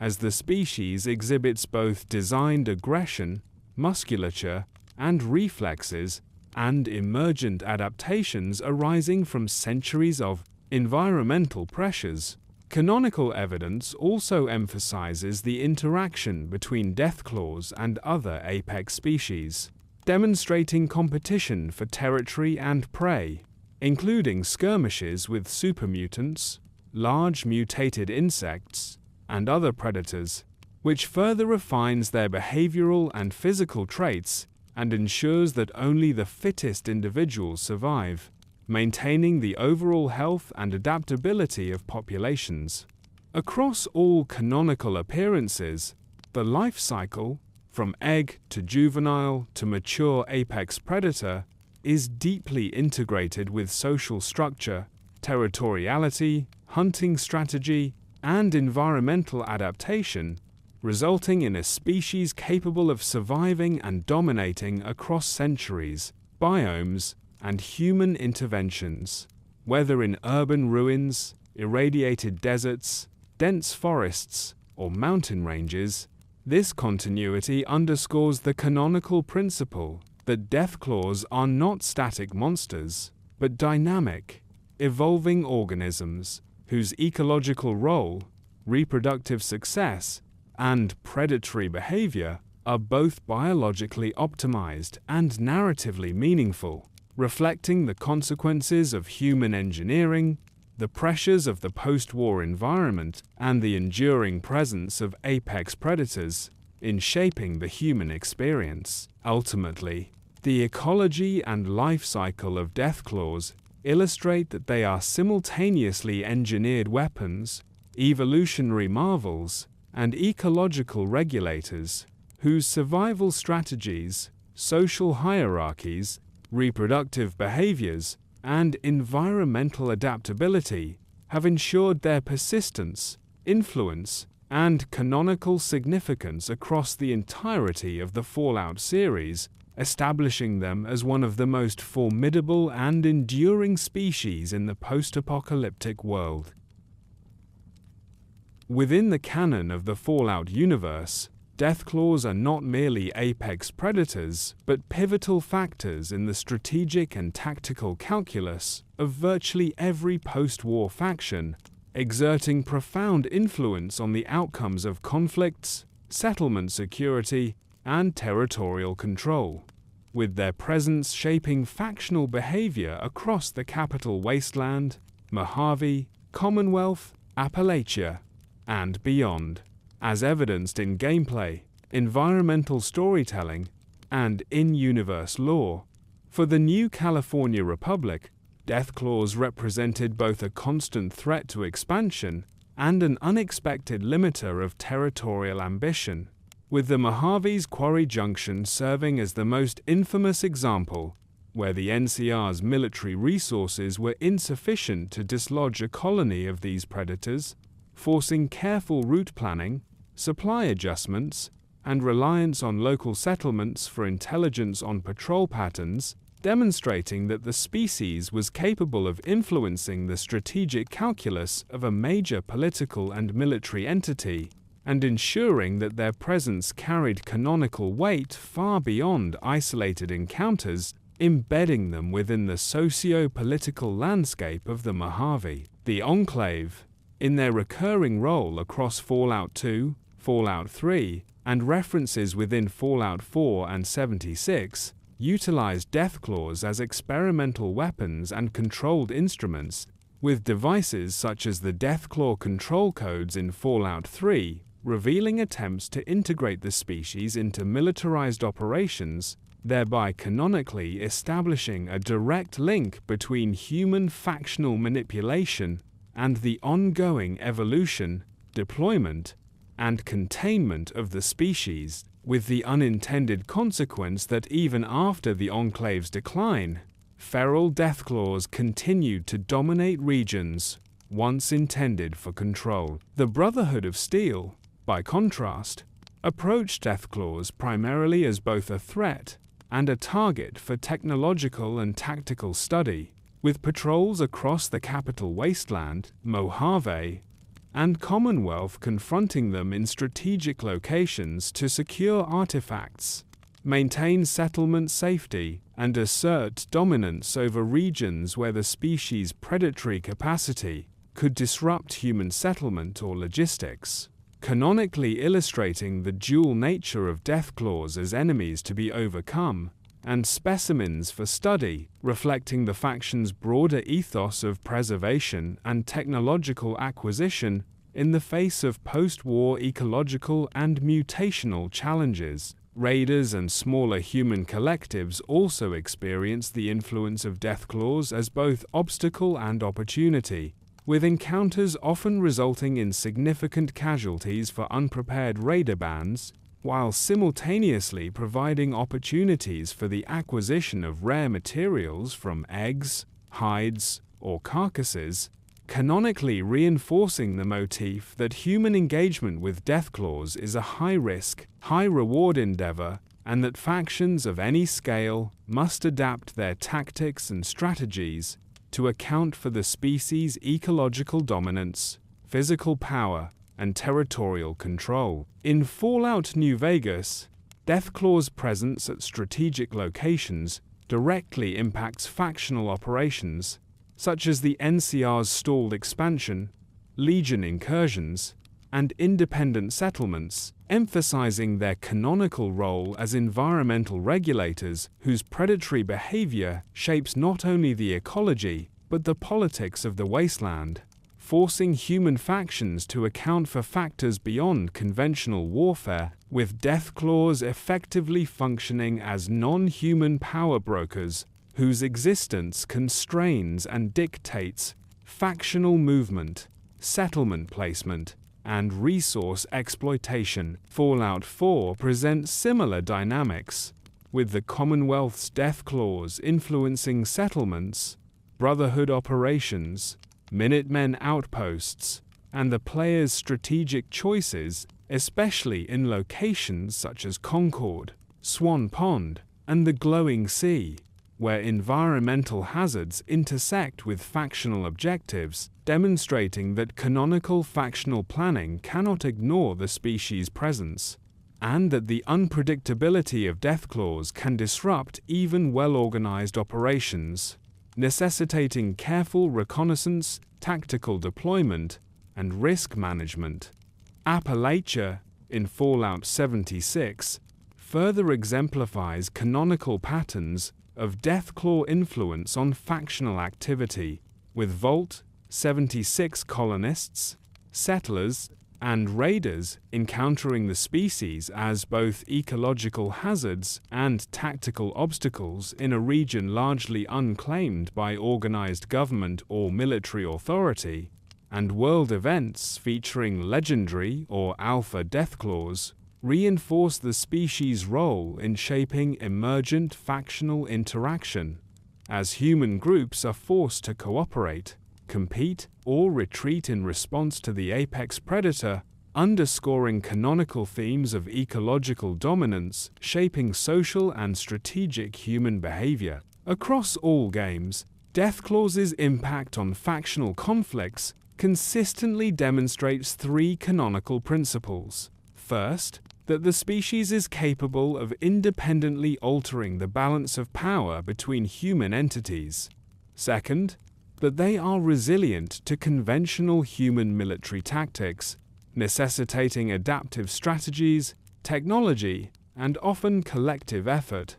And third, that they serve as both environmental regulators and narrative devices, embedding ecological, tactical, and symbolic authority within the lore, ensuring that any faction, from NCR patrols to Brotherhood squads, raiders, or individual survivors, must treat them with strategic consideration and respect. The repeated failure of human factions to fully neutralize Deathclaw populations reinforces their canonical position as uncontested apex predators and agents of ecological and social influence, demonstrating that even the most organized, well-armed, and technologically advanced human entities remain subordinate to their predatory and territorial capabilities, and that Deathclaws continue to serve as both practical and narrative checks on human hubris, reflecting the enduring consequences of pre-war experimentation and the challenges of post-war survival. Furthermore, canonical accounts reveal that factions often adjust their operations based on intelligence gathered from Deathclaw behavior, territory, and movement patterns, highlighting the interplay between observation, adaptation, and survival in factional strategy, whether in the Mojave, the capital Wasteland, the Commonwealth, or Appalachia, and reinforcing the species' persistent influence on the tactical, economic, and cultural dimensions of human activity. From coordinated assaults, ambush avoidance, and territory mapping to high-risk exploitation of eggs and hides, every documented human interaction with Deathclaws demonstrates canonical themes of survival, adaptation, and respect for a predator whose influence transcends mere physical threat, shaping factional decisions, settlement placement, and the broader narrative arc of human struggle. Within the canon of the Fallout universe, Deathclaws are not merely apex predators, but pivotal factors in the strategic and tactical calculus of virtually every post-war faction, exerting profound influence on the outcomes of conflicts, settlement security, and territorial control, with their presence shaping factional behavior across the capital Wasteland, Mojave, Commonwealth, Appalachia, and beyond, as evidenced in gameplay. Throughout the Fallout series, Deathclaws are central to some of the most memorable quests and set pieces, serving not merely as dangerous enemies, but as narrative catalysts, environmental storytelling tools, and markers of tension that define both player experience and canonical lore. Beginning with Fallout 1, where early encounters with these apex predators in areas such as the Cathedral, the outskirts of Junktown, and the foreboding Deathclaw-infested zones serve to establish the extreme dangers of the post-war world, conveying to the player that human civilization is no longer the apex authority, and that survival demands strategic thinking, careful planning, and respect for predatory ecology, a theme consistently reinforced in subsequent titles. Fallout 2 expands this narrative function by introducing intelligent Deathclaws within Vault 13, where quests involve moral and ethical considerations, as players encounter Deathclaws capable of speech and reason, illustrating that pre-war experiments produced not only feral monsters, but potentially sentient beings, whose treatment by human factions, particularly the Enclave, carries profound consequences, canonically demonstrating the interplay between engineered intelligence and post-war ethical dilemmas, and reinforcing the broader narrative that human hubris is inseparable from the existence of Deathclaws. In Fallout 3, set pieces such as the Deathclaw Sanctuary, the encounter with the legendary Deathclaw in the capital Wasteland, and side missions that require players to navigate areas dominated by these predators highlight canonical themes of apex predator dominance, environmental hazard, and the persistent tension between human fragility and post-war nature, with quests structured to emphasize both risk and reward, and to showcase Deathclaws as guardians of territory, catalysts for emergent combat scenarios, and narrative anchors that shape player behavior and decision-making within the game world. Fallout New Vegas continues this integration with iconic quests and locations, such as the confrontation at Quarry Junction, encounters with the Mother Deathclaw and juvenile Deathclaws, and the broader implications for NCR expansion and factional struggle, where the presence of these creatures directly impacts quest outcomes, settlement safety, and strategic planning, canonically reinforcing the motif that Deathclaws are not simply enemies, but narrative devices whose existence influences human, political, military, and economic activity, and whose lethality must be accounted for in every major story beat or set piece involving exploration, trade, or conflict. In Fallout 4, set pieces such as the Concord Deathclaw encounter immediately establish the creature as both a gameplay and narrative milestone, shaping the player's perception of danger, establishing early stakes, and demonstrating canonical continuity in their ecological and social behaviors, as well as integrating them into storylines like The Devil's Due, where maternal protection of eggs provides a moral and narrative dimension to the encounter, challenging players to navigate the ethical consequences of interacting with apex predators, while reinforcing canonical life cycle, territoriality, and predatory behavior. The Glowing Sea, Swan Pond, and various settlement defense missions further exemplify the canonical role of Deathclaws in shaping major set pieces, with their placement designed to maximize tension, illustrate ecological dominance, and emphasize their persistent threat to human and player characters alike,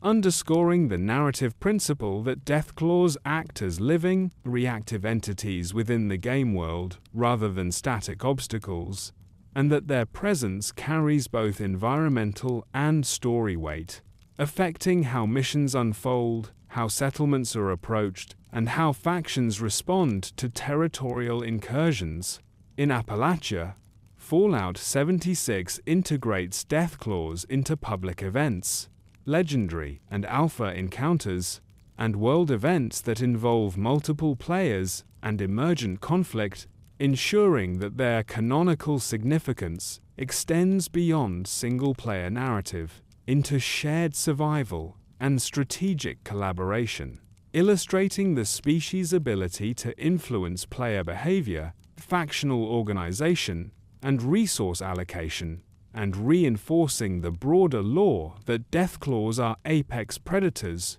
whose control of territory and influence over human activity is persistent, dangerous, and narrative critical.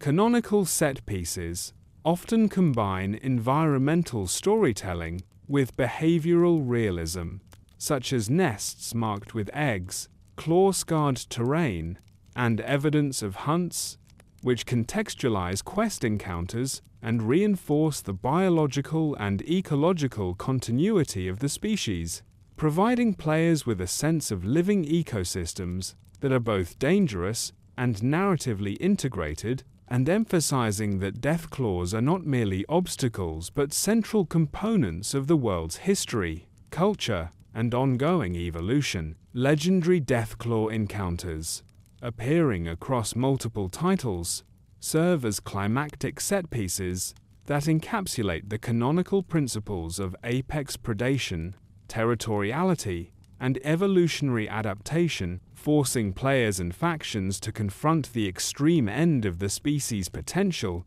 while simultaneously contributing to the mythos of Deathclaws as nearly unbeatable, awe-inspiring creatures whose mere presence reshapes tactical, environmental, and narrative dynamics across all games. Canonical quests involving Deathclaws reinforce the interplay of ecological dominance, human survival, and storytelling impact, from early low-level encounters that teach risk assessment and environmental awareness, to high-stakes narrative confrontations that challenge player morality, combat skill, and strategic planning, consistently demonstrating that the species' lethality, intelligence, and social structure are integral to both gameplay and lore.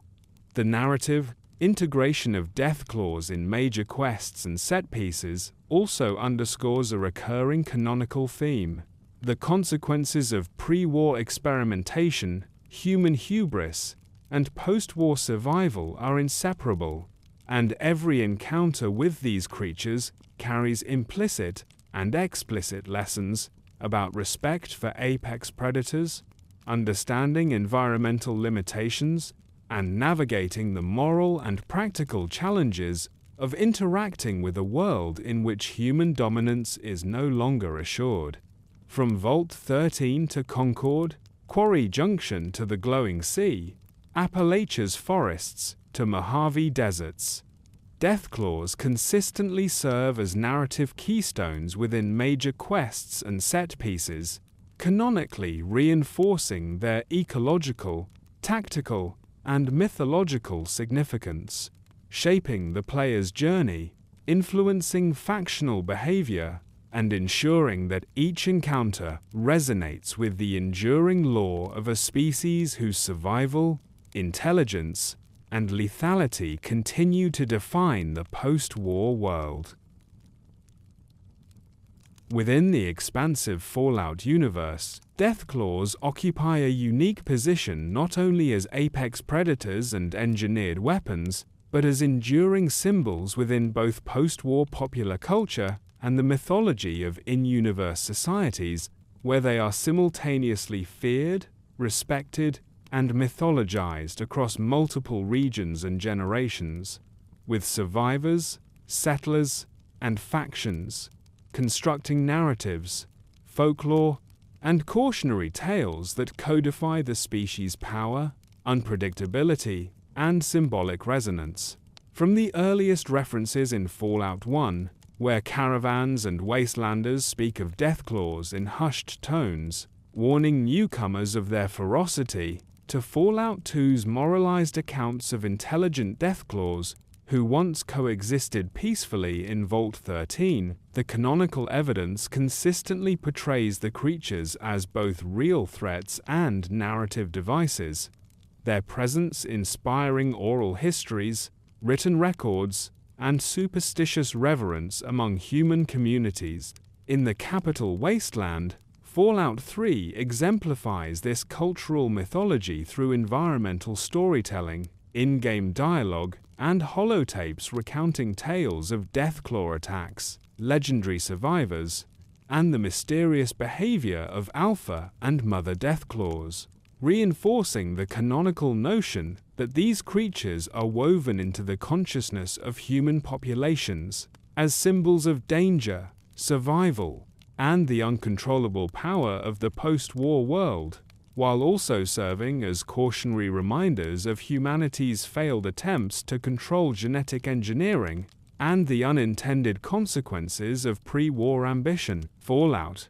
New Vegas further develops this canon, with local legends surrounding Quarry Junction, including the Mother Deathclaw and her young, which serve both to warn NCR patrols and settlers and to provide narrative texture, demonstrating that Deathclaws are not merely physical threats, but cultural touchstones whose reputation shapes settlement planning, factional behavior, and player expectations, reinforcing the mythic dimension of their presence in Mojave folklore, where tales exaggerate their size, cunning, and predatory intelligence, creating a hybrid of fact, fear, and storytelling that persists across generations. In Fallout 4, the Concord Encounter, the Devil's Due quest, and references to nests, eggs, and maternal behavior contribute to the canonical mythology,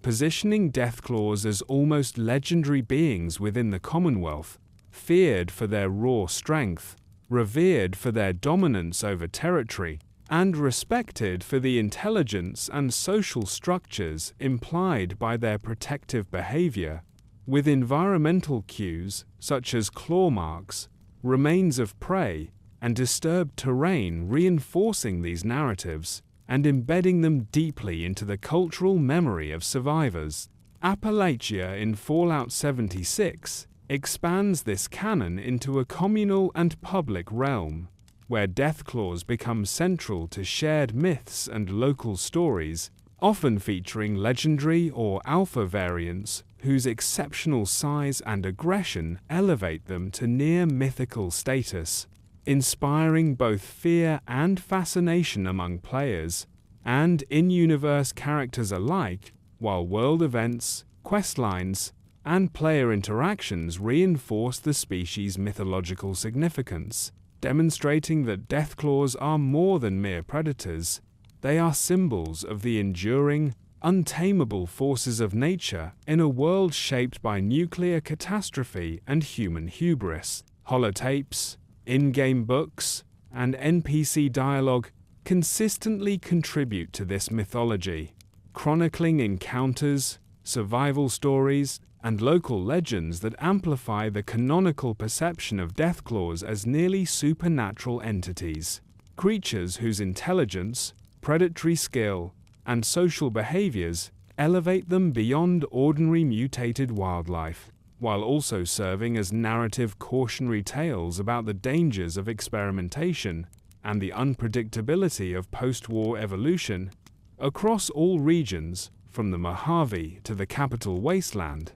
Commonwealth to Appalachia, these mythologies underscore a canonical pattern. Deathclaws are simultaneously ecological apex predators, engineered biological weapons, and cultural symbols, influencing human behavior, settlement patterns, and factional decisions, while providing a rich substrate for storytelling and environmental narrative. And their presence in myth and popular culture consistently reinforces their symbolic resonance as embodiments of danger, endurance, and the uncontrollable consequences of human ambition. Notably, the fear factor associated with Deathclaws is codified in canonical dialogue and gameplay, where NPCs routinely reference past encounters, warn travelers, and provide practical advice for avoiding confrontation, embedding a consistent cultural memory that transforms the species into a near-legendary adversary,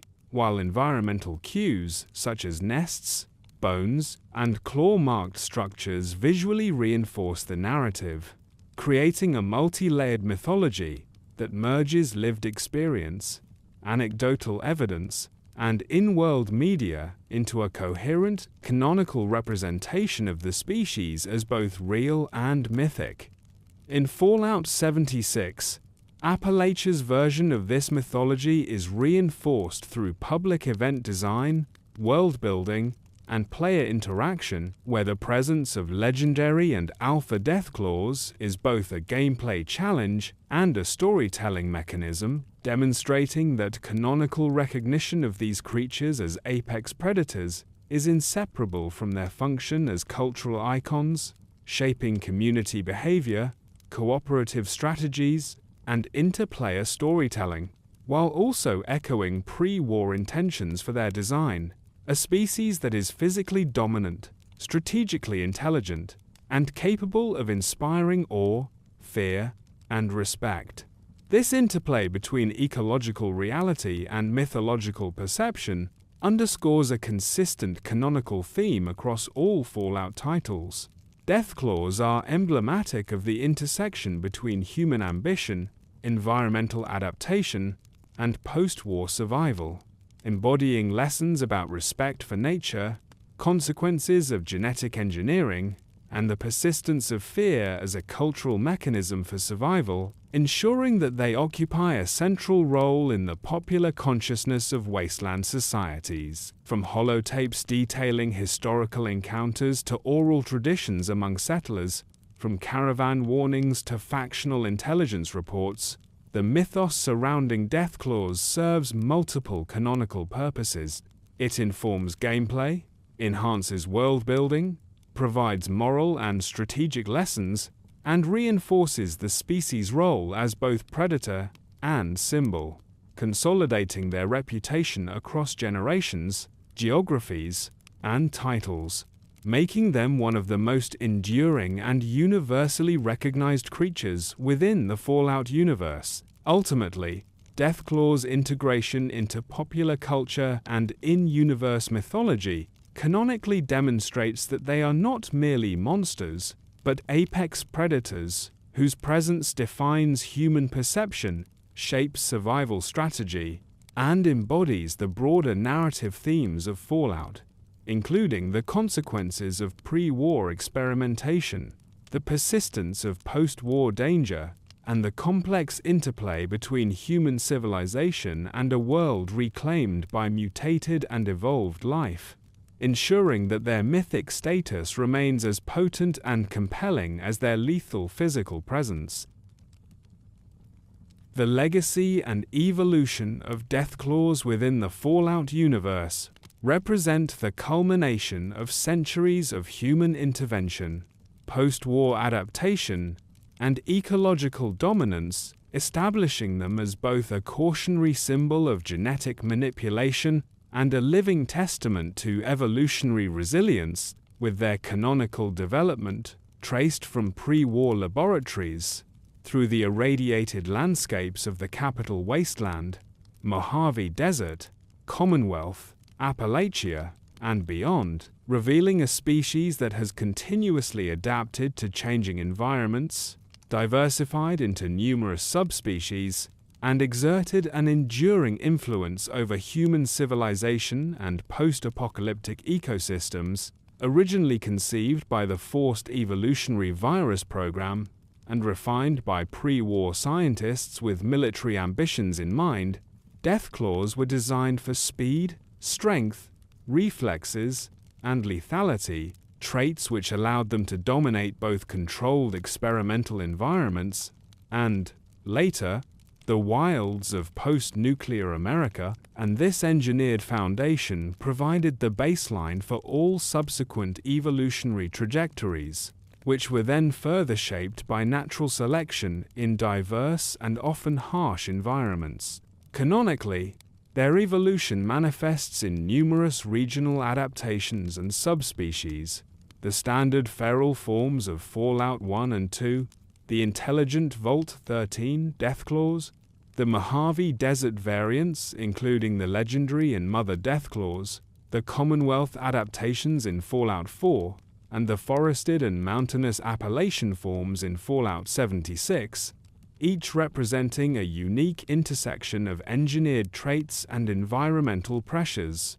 demonstrating that while human influence initiated their existence, natural selection and ecological context have continuously refined their physical, behavioral, and social characteristics over decades and centuries. Their legacy is not only biological, but also cultural and ecological. Deathclaws have shaped the behavior of human factions, settlements, and individual survivors, influencing everything from NCR territorial strategy in New Vegas to Brotherhood of Steel patrols, raider movements, and Vault 76 colonist settlement patterns, as well as inspiring widespread fear, cautionary tales, and mythology that is consistently documented in holotapes, oral histories, and environmental storytelling across the series, cementing their role as apex predators